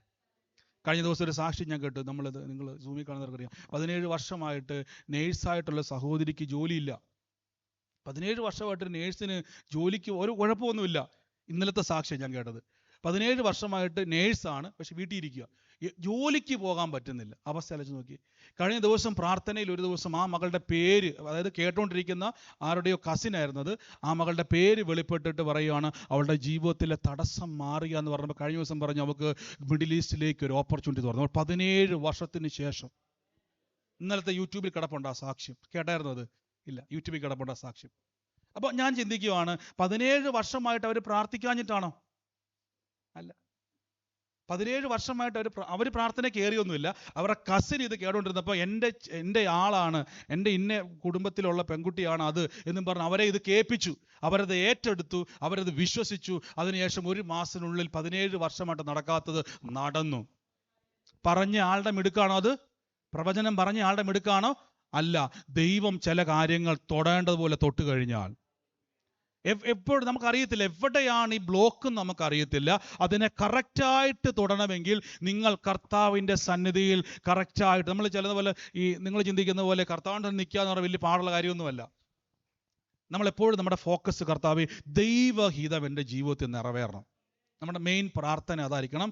ദൈവഹിതം പോലെ എൻ്റെ ജീവിതത്തിൽ അല്ലാത്ത, ഞാൻ എൻ്റെ ദിവസം എല്ലാ പ്രാവശ്യം പ്രാർത്ഥിക്കും, കർത്താവിൻ്റെ ഹിതമല്ലാത്ത ഒന്നും വേണ്ട. ഞാൻ ഇന്നലെ എൻ്റെ സുഹൃത്തുമായിട്ട് സംസാരിച്ച സമയത്ത്, ഞങ്ങൾ മിനിസ്ട്രി തുടങ്ങിയ സമയത്ത് ഉള്ളതാണ്, ഞാനും പുള്ളിയും ഒരേപോലെ വിശ്വാസി വന്നു. അപ്പം ഞങ്ങൾ 2 പേരും കോട്ടയം വഴി വെറുതെ നടന്നു പറഞ്ഞു കഴിഞ്ഞാൽ ഒരു മനുഷ്യൻ പോലും കൂടാനില്ലാതെ നടന്ന ആൾക്കാരാണ്. അപ്പോൾ അന്ന് ഞങ്ങൾ, ഇപ്പോൾ ആൾ വരും, ഇപ്പോൾ കർത്താവിൻ്റെ നാമത്തിൽ സുവിശേഷം പറയാൻ ഒരു മനുഷ്യനെ പോലും കിട്ടിയില്ല. പക്ഷേ നിങ്ങൾക്കറിയാം, നാട്ടിൽ നമുക്ക് ദൈവകൃപയിൽ നല്ലൊരു ബ്രേക്ക് ത്രൂ ദൈവം തന്നു. ഹോള് നിറയ്ക്കുന്ന രീതിയിൽ എല്ലാ ഹോളും പാക്ഡ് ആയിട്ടാണ് ആൾ തന്നത്. അപ്പം ഞാൻ ദൈവത്തോട് ചോദിച്ചു, കർത്താവേ എന്തുകൊണ്ട് അന്ന് ഇത് നടന്നില്ല? കാര്യം നാട്ടിൽ പാക്ക് ചെയ്യുന്ന പോലെ ആളായിപ്പോയി. ഇനിയിപ്പോൾ ആൾ വന്നാലും വന്നില്ലെങ്കിലും സന്തോഷമുള്ളൂ. എങ്കിലും എൻ്റെ മനസ്സിലൊരു ചോദ്യം, എന്തുകൊണ്ടാണ്? അപ്പോൾ ഞാൻ ചോദിച്ചു, കർത്താവ് എല്ലാം പാക്ക് ചെയ്ത് എന്നാൽ നാട്ടിൽ പോട്ടെ. കാര്യം ആൾക്കാരെന്തുണ്ട്, ഇപ്പോൾ പാക്ക് ചെയ്ത് ആൾക്കാരെല്ലാം റെഡിയാണ് പല മീറ്റിംഗ് നടത്താൻ വേണ്ടി. എനിക്ക് ഇപ്പോൾ ഇവിടെ വന്നതുകൊണ്ട് പലപ്പോഴും നമുക്ക് പെട്ടെന്ന് യാത്ര ചെയ്യാൻ പറ്റത്തില്ല, മണിക്കൂറുണ്ടല്ലോ. ദൈവാത്മാവ് പറഞ്ഞു നിന്നെ ഇവിടെ കൊണ്ടുവന്നതൊരു സ്വത്രം പറഞ്ഞാട്ടെ. അപ്പം നമ്മൾ പ്ലാൻ അല്ല. അപ്പം ഞാൻ ചിന്തിക്കുക, വേണ്ട, കർത്താവ് അങ്ങനെ പലതും പറയും എന്നും പറഞ്ഞ് അങ്ങോട്ട് പോയാലോ? ഈ കുറച്ച് പേർക്ക് വേണ്ടി എന്തിനാ കർത്താവ് ഇവിടെ നിൽക്കുന്നതെന്ന് ചോദിച്ചാൽ ദൈവത്തിൻ്റെ ഒരു പ്ലാൻ ഉണ്ട്, ഒരു സ്വത്രം പറഞ്ഞാട്ടെ. അപ്പം ഇത് നിങ്ങളുടെ പ്രാർത്ഥനയ്ക്കകത്ത് ഉൾക്കൊള്ളിക്കണം. ദൈവഹിതം പോലെയുള്ളത് എനിക്ക് മതി, ദൈവഹിതമല്ലാത്തതൊന്നും എനിക്ക് വേണ്ട. അപ്പോൾ നിങ്ങൾ ഈ ഒരു വാക്ക് പറഞ്ഞില്ലേ കുഴപ്പമുണ്ട്. ഇത് ഭയങ്കര പോയിന്റുള്ളൊരു വാക്കാണ്, ദൈവഹിതം. നയമാൻ വേണമെങ്കിൽ നയമാന് ചിന്തിക്കാൻ മേലെ കുറച്ചും കൂടെ ഞാൻ ചോദിച്ചോട്ടെ, ഏലീശ കൈ വെച്ചാൽ നയമാൻ്റെ കുഷ്ഠം മാറുമോ? നിങ്ങൾ ചിന്തിക്കും, മാറുമില്ലയോ? മാറും. എലീശയുടെ സ്പിരിച്വൽ തലം എന്ന് പറഞ്ഞാൽ നിസ്സാരമല്ല. കാര്യം നിങ്ങൾക്കറിയാം, എലീശയൊക്കെ നമ്മൾ പഴയ നിയമം വായിക്കുന്ന സമയത്ത് അവിടെ ഒരു സ്ഥലത്ത് ചെന്നിട്ട് ചോദിക്കുന്നുണ്ട്, ഒരു വീട് പണിത് കൊടുത്തു കഴിഞ്ഞപ്പോഴേക്കും, ഒരു മുറി പണിത് കൊടുത്തപ്പോഴേക്കും ആ സഹോദരിക്ക് എന്തില്ല, അവൾക്ക് കുഞ്ഞുങ്ങളില്ലാതെ ഭാരപ്പെട്ടിരിക്കുന്ന സമയത്ത് ഉടനെ അദ്ദേഹം എല്ലാ ആഹാരം കൊടുത്തു കഴിഞ്ഞപ്പോഴേക്കും വിശ്രമിച്ചുകൊണ്ടിരിക്കുമ്പോൾ ചോദിക്കുക ഹേഗസിയോട്, ഞാൻ ഇവക്ക് എന്തെങ്കിലും ചെയ്ത് കൊടുക്കണോ? ഉടനെ ഹേഗസി പറയാം, യജമാനന് ഇവക്ക് തലമുറയില്ല. ഉടനെ നമ്മളാണ് എന്ത് ചെയ്താണ്, ഇങ്ങോട്ട് വാ സഹോദരി, പ്രാർത്ഥിക്കാൻ വേണ്ടി യേശുവേ ഒരു കൊച്ചിനെ കൊടുക്കണം. ഏലീശ വളരെ സിമ്പിളായിട്ട് പറയുക, അടുത്ത ആണ്ടിൽ നിനക്കൊരു ആൺ തലമുറ ഉണ്ടായിരിക്കും. അപ്പം എന്നാ സ്പിരിച്വൽ തലവാന്ന് നോക്കി, പ്രാർത്ഥിച്ചൊന്നുമില്ല. അവർ പറഞ്ഞാൽ സ്വർഗം അങ്ങനെ ചെയ്യും. ഒരു കുഞ്ഞിനെ കിട്ടുന്നത് വലിയ കാര്യമാണോ? കുഷ്ഠം മാറുന്നത് ഇതിലേതാ വലിയ കാര്യം? കുഷ്ഠരോഗം മാറുന്ന വലിയ കാര്യമാണോ? ഒരു തലമുറ ഇല്ലാതിരിക്കുന്ന ഒരാളുടെ ഉദരത്തിൽ ചിലപ്പോൾ യൂട്രസിൻ്റെ പ്രശ്നമായിരിക്കാം, എന്തുവായിക്കോട്ടെ, ഇപ്പോൾ ഗർഭപാത്രം ചിലപ്പോൾ ഇല്ലാത്തതോ ഉള്ളതോ ആയിക്കോട്ടെ, എന്തുവായിക്കോട്ടെ, അവിടുന്ന് അദ്ദേഹം പറയുക അടുത്ത വർഷം ആൺകുഞ്ഞും ഉണ്ടാവും. ഇതുണ്ടാകാൻ അവിടെ ഒരു പാടും വന്നില്ല. ആ തലമുറ ഉണ്ടാകുകയും പിന്നെ അത് മരിച്ചു പോവുകയും അതിനെ ഉയർപ്പിക്കുകയും ചെയ്തു. അപ്പം ഇങ്ങനെ നിൽക്കുന്ന ഒരാൾക്ക് ഈസി ആയിട്ട് നയമാനെ സൗഖ്യമാക്കാൻ പറ്റത്തില്ലേ? പറ്റും. നയമാനെ സൗഖ്യമാക്കാൻ ഈസി ആയിട്ട് പറ്റും. പക്ഷേ ഏലീശയോട് പരിശുദ്ധാത്മാവ് നീ കൈ വെക്കണ്ട, നീ ഒന്നും വേണ്ടണ്ട, അവനോട് പറയണതും 7 വട്ടം യോർദാനിൽ മുങ്ങണം. അപ്പൊ ചില കാര്യങ്ങൾ അങ്ങനെയാ ദൈവത്തിന്, ചില സമയങ്ങളിൽ ദൈവം അങ്ങനെയാ. എന്തുകൊണ്ടാണ് ചില കാര്യങ്ങൾ നടക്കാതെ വരുന്ന അറിയാവോ? നിങ്ങൾ ഭാരപ്പെടരുത്, നടക്കാതിരിക്കുന്നതിൻ്റെ അകത്തും ഒരു പ്ലാനുണ്ട്. അത് നടത്തി തരത്തില്ലെന്നല്ലതിൻ്റെ അർത്ഥം. ചില സമയങ്ങളിൽ ദൈവം നമ്മളെ ഒരുക്കിക്കൊണ്ടിരിക്കുക, ദൈവം നമ്മളെ പ്രിപ്പയർ ചെയ്തുകൊണ്ടിരിക്കുന്നു. ചില സമയങ്ങളിൽ ദൈവം നമ്മളെ ഒരുക്കിയെടുത്തുകൊണ്ടിരിക്കുന്നു. അപ്പൊ ഈ ഒരുക്കുന്ന സമയങ്ങളിൽ നിങ്ങൾ ഏറ്റവും കൂടുതൽ പ്രാർത്ഥിക്കേണ്ടത് എങ്ങനെയാണെന്നറിയാവോ? ദൈവഹിതം പോലെ എന്നെ നടത്തണം. രണ്ടാമത്തെ പ്രാർത്ഥന, ദൈവഹിതമല്ലാത്ത ഒരു ബന്ധവും എനിക്ക് വേണ്ട. ഇത് മസ്റ്റായിട്ടും പ്രാർത്ഥിക്കണം ഡെയിലി ലൈഫിൽ. ദൈവഹിതമല്ലാത്ത ബന്ധം എനിക്ക് വേണ്ട. ഇത് മസ്റ്റായിട്ടുള്ള നിങ്ങളുടെ പ്രാർത്ഥനയിൽ ഉൾക്കൊള്ളിച്ചിരിക്കണം. ഞാൻ വെറുതെ പറയുമല്ലോ കേട്ടോ. ദൈവഹിതമല്ലാത്ത ബന്ധങ്ങൾ നമ്മുടെ ലൈഫിൽ കയറിക്കൂടും. ഹല്ലേലൂയ. അപ്പൊ അത് നമുക്ക് എങ്ങനെ മനസ്സിലാക്കാൻ പറ്റും? നമുക്കത് മനസ്സിലാക്കണമെങ്കിൽ ഒന്ന് ഞാൻ പറഞ്ഞല്ലോ, സ്പിരിച്വൽ സെൻസേഷൻ നിങ്ങളിൽ വർക്കാകണം. സ്പിരിച്വൽ സെൻസേഷൻ ഒരാൾക്ക് മനസ്സിലാവും, ഇത് ഇയാൾ കൂട്ടത്തിൽ കൂടാൻ കൊണ്ടുവന്ന ആളല്ല ദൈവഗത. പക്ഷേ സ്പിരിച്വൽ സെൻസേഷൻ ഇല്ലാത്ത ഒരു വ്യക്തിക്ക് അറിയാൻ കഴിയത്തില്ലെങ്കിൽ അവിടെ നിങ്ങളുടെ ഫെയ്ത്ത് യൂസ് ചെയ്യുവാണ്. എന്താ ഫെയ്ത്ത്? ദൈവഹിതമല്ലാത്ത ഒന്നും എനിക്ക് വേണ്ട. അവിടെ നിങ്ങളെ ഫെയ്ത്ത് വർക്കൗട്ട് ചെയ്യുകയും ദൈവഹിതമല്ലാത്ത ബന്ധങ്ങൾ വരുമ്പോൾ തട്ടിമാറ്റും. അത് ഓട്ടോമാറ്റിക്കായിട്ട് അയ്യോ അതന്നെ അവർ മാറിപ്പോയത്. എനിക്ക് ഓർക്കുന്നുണ്ട്, ഒരു ബ്രദർ എൻ്റെ കൂടെ വന്നു. അയ്യോ ഞാൻ വളരെ ഇന്നല്ല പണ്ട് പല ആൾക്കാരും പല ശുശ്രൂഷയിൽ പല ആൾക്കാരും വരും. അപ്പം നമ്മൾ ചിലരെ ആഗ്രഹിക്കുമല്ലോ, ഈ മനുഷ്യൻ കൊള്ളാം, ഇദ്ദേഹം കൊള്ളാം, കൂടെ നല്ല സപ്പോർട്ടാണ്. പക്ഷേ ഈ ഒരു പ്രാർത്ഥിക്കുന്ന സമയത്തല്ല എന്നാണെന്നറിയാവോ, നമ്മൾ ചിലപ്പം ആക്റ്റീവാണെന്ന് തോന്നുന്ന പല ആൾക്കാരും തന്നെ മാറിപ്പോവും. അപ്പം എനിക്ക് മനസ്സിലായി, ഒരു കാരണമില്ലാതെ പലരും മാറിപ്പോകുമ്പോൾ ഓർത്തോണം, നിങ്ങളുടെ നാവിൻ്റെ മേൽ ഇത് ദൈവം ചിലപ്പോൾ അത് അവരുടെ കുഴപ്പമല്ല, ചിലപ്പോൾ നിങ്ങളുമായിട്ട് കണക്ട് ചെയ്യാൻ ആഗ്രഹിക്കുന്നില്ല. ചില കണക്ഷനുകൾ മാത്രമേ ഫലം കായ്ക്കത്തുള്ളൂ, ചിലത് മാത്രമേ നമുക്ക് ദൈവപ്രവർത്തിയിലേക്ക് നമ്മളെ നയിക്കത്തുള്ളൂ. അത് നിങ്ങളുടെ ഉള്ളത്തിൽ എപ്പോഴും പ്രാർത്ഥിച്ചുകൊണ്ടേയിരിക്കണം. ഇത് ഒന്നാമത്തെ പോയിന്റാണ്. രണ്ടാമത്തെ പോയിന്റാണ് അപ്പോസ്തലനായ പൗലോസ്ലീഹ പറഞ്ഞത്, കർത്താവിൻ്റെ വചനമോ എന്നേക്കും നിലനിൽക്കും. നിങ്ങൾ ഓരോ വിഷയത്തിൻ്റെ അകത്തിരിക്കുമ്പോൾ ആ വിഷയവുമായിട്ട് ബന്ധപ്പെട്ട വചനങ്ങളുമായിട്ട് കണക്റ്റഡ് ആയെങ്കിൽ മാത്രമേ അവിടെ ദൈവപ്രവൃത്തി നടക്കത്തുള്ളൂ. ആ വിഷയം കറക്റ്റായിട്ട് നമുക്ക് കുറേ വചനം അറിയാം, പക്ഷെ വചനം ഉപയോഗിക്കാൻ അറിയത്തില്ല. ഒന്നുകൊണ്ട് ഞാൻ പറയാം, കുറേ വചനം നമുക്കറിയാം, വചനം അറിയുന്നതുകൊണ്ട് നമ്മൾ രക്ഷപ്പെടത്തില്ല. ഉൽപ്പത്തി മുതൽ വെളിപ്പാട് വരെ കാണാപ്പാട് അറിയുന്ന ആരെങ്കിലും ഇന്നത്തുണ്ടോ? ഇല്ല. നിങ്ങൾ ഫുള്ള് വായിച്ചവരുണ്ടോ? ഉണ്ട്. ഓക്കെ, വായിച്ചവരുണ്ട്. കാണാപ്പാടം അറിയാവുന്ന ആരെങ്കിലും ഉണ്ടോ? ഇല്ല. പക്ഷെ ഉൽപ്പത്തി മുതൽ വെളിപ്പാട് വരെ കാണാപ്പാടം അറിയാവുന്ന ആളുകൾ ഒത്തിരി പേരുണ്ടെങ്കിലും അവരെക്കാൾ കുറച്ചും കൂടെ ഉൽപ്പത്തി മുതൽ ഈ കാലഘട്ടം ഞാൻ പറഞ്ഞു കേട്ടോ, ഉൽപ്പത്തി മുതൽ വെളിപ്പാട് വരെ ഈ കാലഘട്ടത്തിൽ ഏറ്റവും ഭംഗിയായി അറിയാവുന്ന ആൾ ലൂസിഫറാണ്. ഈ ജീവിച്ചിരിക്കുന്ന ആളുകളിൽ പിതാക്കന്മാരല്ല ഞാൻ പറഞ്ഞത്, ഇപ്പോൾ നമ്മുടെ ജനറേഷനിൽ കാണാപ്പാടം പുള്ളിക്ക് അറിയാം. പുള്ളിക്ക് എന്ത് സംഭവിക്കാൻ പോകുന്നതെന്നൊക്കെ, വെളിപ്പാടിൽ എന്ത് സംഭവിക്കാൻ പോകുന്നു, മത്തായിൽ എന്ത് സംഭവിച്ചു, ഉൽപ്പത്തിയിൽ എന്ത് സംഭവിച്ചു, അതിന് പിന്നിൽ എന്ത് സംഭവിച്ചു എന്നൊക്കെ ആർക്കറിയാം. പക്ഷെ അവൻ അത് ഉപയോഗിക്കാൻ പറ്റുന്നുണ്ടോ? ലൂസിഫർ ഇന്നേ വരെ പ്രാർത്ഥിച്ചിട്ട് ആർക്കെങ്കിലും മരിച്ചവർ ഉയർപ്പിക്കാൻ പറ്റിയിട്ടുണ്ടോ? ലൂസിഫർ പറയും യേശുവിന്റെ നാമത്തിൽ അത്ഭുതം ഉണ്ടാകട്ടെ, നടക്കുവോ? എന്തുകൊണ്ടാണ്? ലൂസിഫറിന് വചനം അറിയാം. ഒന്ന്, അവൻ പറഞ്ഞാൽ അത് പ്രവർത്തിക്കത്തില്ല. ഇത് പ്രവർത്തിക്കണമെങ്കിൽ, വചനം പ്രവർത്തിക്കണമെങ്കിൽ വിശ്വാസം ആവശ്യമാണ്. ഒരു സ്തോത്രം പറഞ്ഞാട്ടെ. അപ്പൊ പിശാചിന് വിശ്വാസം ഉണ്ടല്ലോ. യാക്കോബിന്റെ ലേഖനം പറയും ദൈവം ഉണ്ടെന്ന് വിശ്വസിക്കും. ദൈവൻ ഏകനല്ലോ, കൊള്ളാം. പിശാചും അങ്ങനെ തന്നെ വിശ്വസിക്കുന്നു, അവൻ വിറയ്ക്കുകയും ചെയ്യുന്നു. പിന്നെ എന്തുകൊണ്ട് അവന്റെ വിശ്വാസം പ്രവർത്തിക്കാത്തത്? ഇപ്പൊ വിശ്വാസത്തിന് ഒരു പ്രത്യേക കറക്റ്റായ വിശ്വാസമുണ്ട്. ഒരു ഹല്ലേലൂയ പറഞ്ഞു. നിങ്ങൾ കൺഫ്യൂഷൻ വരരുത്. ഇത് ഞാൻ പറഞ്ഞാൽ ഇത് നിങ്ങൾ ഈ നമ്മുടെ സൺഡേ മീറ്റിംഗ് ആണെങ്കിൽ പോലും ഞാനിത് ഒരു 6-7 വർഷമായിട്ട് എന്നെ തുടർച്ചയായി പോകുന്ന സൂം പ്രയറും യൂട്യൂബ് ലൈവും ഒക്കെ. അപ്പോൾ ദൈവാത്മാവ് അങ്ങനെ എൻ്റെ ബ്രെയിനിൽ അപ്ഡേറ്റ് ചെയ്തുകൊണ്ടിരിക്കുക. ഇതൊരു കണ്ടിന്യൂസ് പോവുക. അതുകൊണ്ട് ആദ്യം കേൾക്കുന്നത് നിങ്ങൾ ഫോളോ ചെയ്താൽ മാത്രമേ ഉള്ളൂ, നിങ്ങൾക്ക് മനസ്സിലാകത്തുള്ളൂ. ഞാൻ പലപ്പോഴും കർത്താവേ ആൾക്കാരോട് എന്ത് പറയും? കാര്യം ഇതിങ്ങനെ ബ്രെയിനിൽ ദൈവാത്മാവ് അങ്ങനെ സെറ്റ് ചെയ്തേക്കും. ഇതിങ്ങനെ കണ്ടിന്യൂസ് ആയിട്ട് ഒരാളോട് ചോദിച്ചു, ബ്രദറെ ആ വിഷയം എടുക്കാവോ, ഞാൻ ആഗ്രഹിക്കുന്നുണ്ടെങ്കിലും ചിലതിങ്ങനെ പൊക്കോണ്ടിരിക്കും. ഒരു സ്തോത്രം പറഞ്ഞാട്ടെ. അപ്പോൾ നിങ്ങളുടെ വിശ്വാസത്തിൻ്റെ പ്രത്യേകത ഞാൻ പറഞ്ഞു തരാം. നിങ്ങൾ ഒരു വചനം പറയുന്ന സമയത്ത് നിങ്ങളുടെ ഫെയ്ത്ത് എങ്ങനെ പ്രവർത്തിക്കുന്നത്? മർക്കോസിന്റെ സുവിശേഷം എടുക്കേണ്ട 16-ാം അധ്യായത്തിന്റെ 17-ാമത്തെ വാക്യം ഒന്ന് എടുക്കുക. വാക്യം പരിചിതമായ വാക്യമാണ്. പരിചിതമായി എങ്ങനെയാണ് ഇത് പ്രവർത്തിക്കുന്നത് നമുക്ക് പറഞ്ഞുതരാം. 17-ാം വാക്യം 17, മർക്കോസ് 16:17. മതി വിശ്വസിക്കുന്നവരാൽ, നമുക്ക് പരിചിതമായ വാക്യം അല്ലേ? വിശ്വസിക്കുന്നവരാൽ ഈ അടയാളങ്ങൾ നടക്കും. ഒരു ഹല്ലേലൂയ പറഞ്ഞാണ്. അപ്പൊ ഈ ഫെയ്ത്താണ് നമുക്ക് വേണ്ടത്. ഈ വിശ്വാസത്തിന് മാത്രമേ അടയാളങ്ങൾ ഉണ്ടാകത്തുള്ളൂ. ഞാൻ പറഞ്ഞ ഒത്തിരി വിശ്വാസമുണ്ട്, മനുഷ്യന്റെ വിശ്വാസമുണ്ട്, പിശാചിന്റെ വിശ്വാസമുണ്ട്, ലോകത്തിന്റെ വിശ്വാസമുണ്ട്, നിരീശ്വരവാദിക്ക് വിശ്വാസമുണ്ട്. പക്ഷെ ദൈവത്തിന്റെ വിശ്വാസത്തിന് മാത്രമേ ഉള്ളൂ these sign will accompany those who believe എന്ന് പറഞ്ഞു. ആരാണോ വിശ്വസിക്കുന്നത് അവരുടെ കൂടെ അടയാളങ്ങൾ വന്നുകൊണ്ടിരിക്കും. ഈ ഫെയ്ത്ത് കിട്ടണമെങ്കിൽ എന്ത് ചെയ്യണമെന്നറിയാവോ? നിങ്ങൾ വചനം കേൾക്കണം, നിങ്ങളുടെ ഉള്ളത്തിലേക്ക് വീഴുന്ന വചനം. അതുകൊണ്ടാണ് വിശ്വാസം, ഈ വിശ്വാസത്തെ പറ്റി പറഞ്ഞത് അടയാളം ഉണ്ടാകുന്നതാണ്. ഈ വിശ്വാസം കേൾവിയാലും ക്രിസ്തുവിൻ്റെ വചനത്താലും വരുന്നു. അപ്പൊ ക്രിസ്തുവിൻ്റെ വചനത്താൽ നിങ്ങളുടെ ഉള്ളത്തിൽ വരുന്ന വിശ്വാസം, അല്ലെങ്കിൽ വചനം കേൾക്കുമ്പോഴുള്ള ലഭിക്കുന്ന വിശ്വാസം എൻ്റെ അകത്ത് പ്രവർത്തിക്കണം. എബ്രായ ലേഖനം പറയും, നാമും അവരെ പോലെ ഒരു സദ്വർത്തമാനം കേട്ടതായിരുന്നു, പക്ഷെ കേട്ടവരിൽ എന്ത് ചെയ്തില്ല, അത് വിശ്വാസമായി മാറിയില്ല.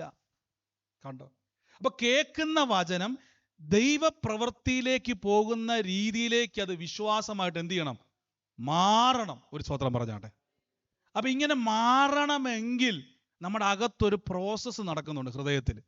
ഇവിടെ എവിടെയെങ്കിലും ഒരു വ്യത്യാസം വന്നാൽ എന്ത് സംഭവിക്കുന്ന അറിയാവോ? എബ്രായ ലേഖനം പറയുന്നത് പോലെ തന്നെ അവർക്കത് വിശ്വാസമായിട്ട് എന്ത് ചെയ്തില്ല. നാമും കേട്ടതാണ്, അവരും കേട്ടതാണ്, പക്ഷെ അവർക്ക് എന്ത് ചെയ്തില്ല, വിശ്വാസമായിട്ട് മാറുന്നില്ല. ഒരു ഹല്ലേലൂയ പറഞ്ഞാട്ടെ. നിങ്ങൾ ശ്രദ്ധിച്ചോണം, നമ്മൾ ഈ രാജ്യത്ത് ജീവിക്കും. നിങ്ങളൊരു കാര്യം ഞാൻ മനസ്സിലാക്കാൻ വേണ്ടി, ഒരു കാര്യം പ്രാർത്ഥിക്കുമ്പം നിങ്ങൾക്ക് ആ വചനം വിശ്വാസമായി വരുന്നുണ്ടോ എന്നെങ്ങനെ അറിയാൻ പറ്റും? നിങ്ങളുടെ ഉള്ളത്തിൽ വിശ്വാസം പ്രവർത്തിക്കുന്നുണ്ടോ എന്നെങ്ങനെ അറിയാൻ പറ്റുമെന്ന് ചോദിച്ചു കഴിഞ്ഞാൽ നമുക്ക് നേരെ പുറപ്പാടിലേക്ക് എടുക്കണ്ട, പുറപ്പാടിലേക്ക് പോവാം. അവരും ഒരു സദ്വർത്തമാനം കേട്ടവരായിരുന്നു, പക്ഷെ കേട്ടവരിൽ വിശ്വാസമായിട്ട് മാറിയില്ല. പക്ഷെ അവിടെ കുറേ പേർക്ക് അത് വിശ്വാസമായിട്ട് മാറി. ഇനി ആർക്കാണ് വിശ്വാസമായി മാറാഞ്ഞത്? പിറുപിറുത്തവർ. ഒരു സ്തോത്രം പറഞ്ഞാട്ടെ. നമ്മളെപ്പോഴും ഓർത്തോണേ, നമ്മൾ വചനം പറയുമ്പോൾ വിശ്വാസം പ്രവർത്തിക്കുന്നുണ്ടോ എന്ന് അറിയാൻ ഒരു വഴി ഞാൻ പറഞ്ഞുതരാം. വചനം പറയുമ്പോൾ പിറുപിറുപ്പ് കുറയുന്നുണ്ടെങ്കിൽ ശ്രദ്ധിച്ചോണേ, നിങ്ങളുടെ അകത്ത് വിശ്വാസം പ്രവർത്തിക്കുന്നതിൻ്റെ സൈൻ ഞാൻ പറഞ്ഞു തരാം. യോശുവയെ നിങ്ങൾ പഠിച്ചു നോക്കിയാണ്, പഴയ നിയമത്തിൽ ജോഷുവ ഞാൻ മുഴുവൻ നോക്കി. ഈ ജോഷുവയുടെ ചുറ്റും നിൽക്കുന്ന ബന്ധുക്കാരും നാട്ടുകാരും കൂട്ടുകാരും ഒക്കെ, കൂടെ ജോലി ചെയ്തവരും കടകളത്തിൽ ജോലി ചെയ്തവരും എല്ലാവരും അവിടെയുണ്ട്. ഇവർ ചുറ്റും നിന്നുകൊണ്ട് പറയുകയാണ്, ബൈബിളൊരു വാക്യമുണ്ട്, അവർ പറയാം മിസ്രൈമിൽ കിടന്നാൽ മതിയായിരുന്നു പറഞ്ഞുകൊണ്ട് ജനത്തിൻ്റെ ഹൃദയത്തെ കലക്കിയെന്നാണ് പറഞ്ഞത്. അവർ നേരം വെളുക്കുന്നവരെ കരഞ്ഞു എന്നാണ് പറഞ്ഞത്. അതായത് ഇപ്പം ബെന്നി ബ്രദർ വന്നിട്ട് പറയാ, സഹോദരാ നമ്മൾ ഈ കാര്യം ശരിയാവും തോന്നുന്നില്ല. ജോസഫ് ബ്രദർ വന്നിട്ട് പറയുക ഈ വിഷയം ശരിയാവുന്നു. ആർവൺ ബ്രദർ വന്നിട്ട് പറയുക, ബ്രദർ ഈ വിഷയം ശരിയാവും തോന്നുന്നില്ല. എൻ്റെ കൂടെയുള്ള എല്ലാവരും വന്നിട്ട് പറയുക ശരിയാവും തോന്നുന്നില്ല. അപ്പം നമ്മളെല്ലാം ഒരു കാര്യം നടക്കാൻ നിൽക്കുമ്പോൾ എല്ലാവരും ഒരേപോലെ പറയാറ് ഭൂരിപക്ഷം എന്ത് ചെയ്യും? ശക്തമാണ്.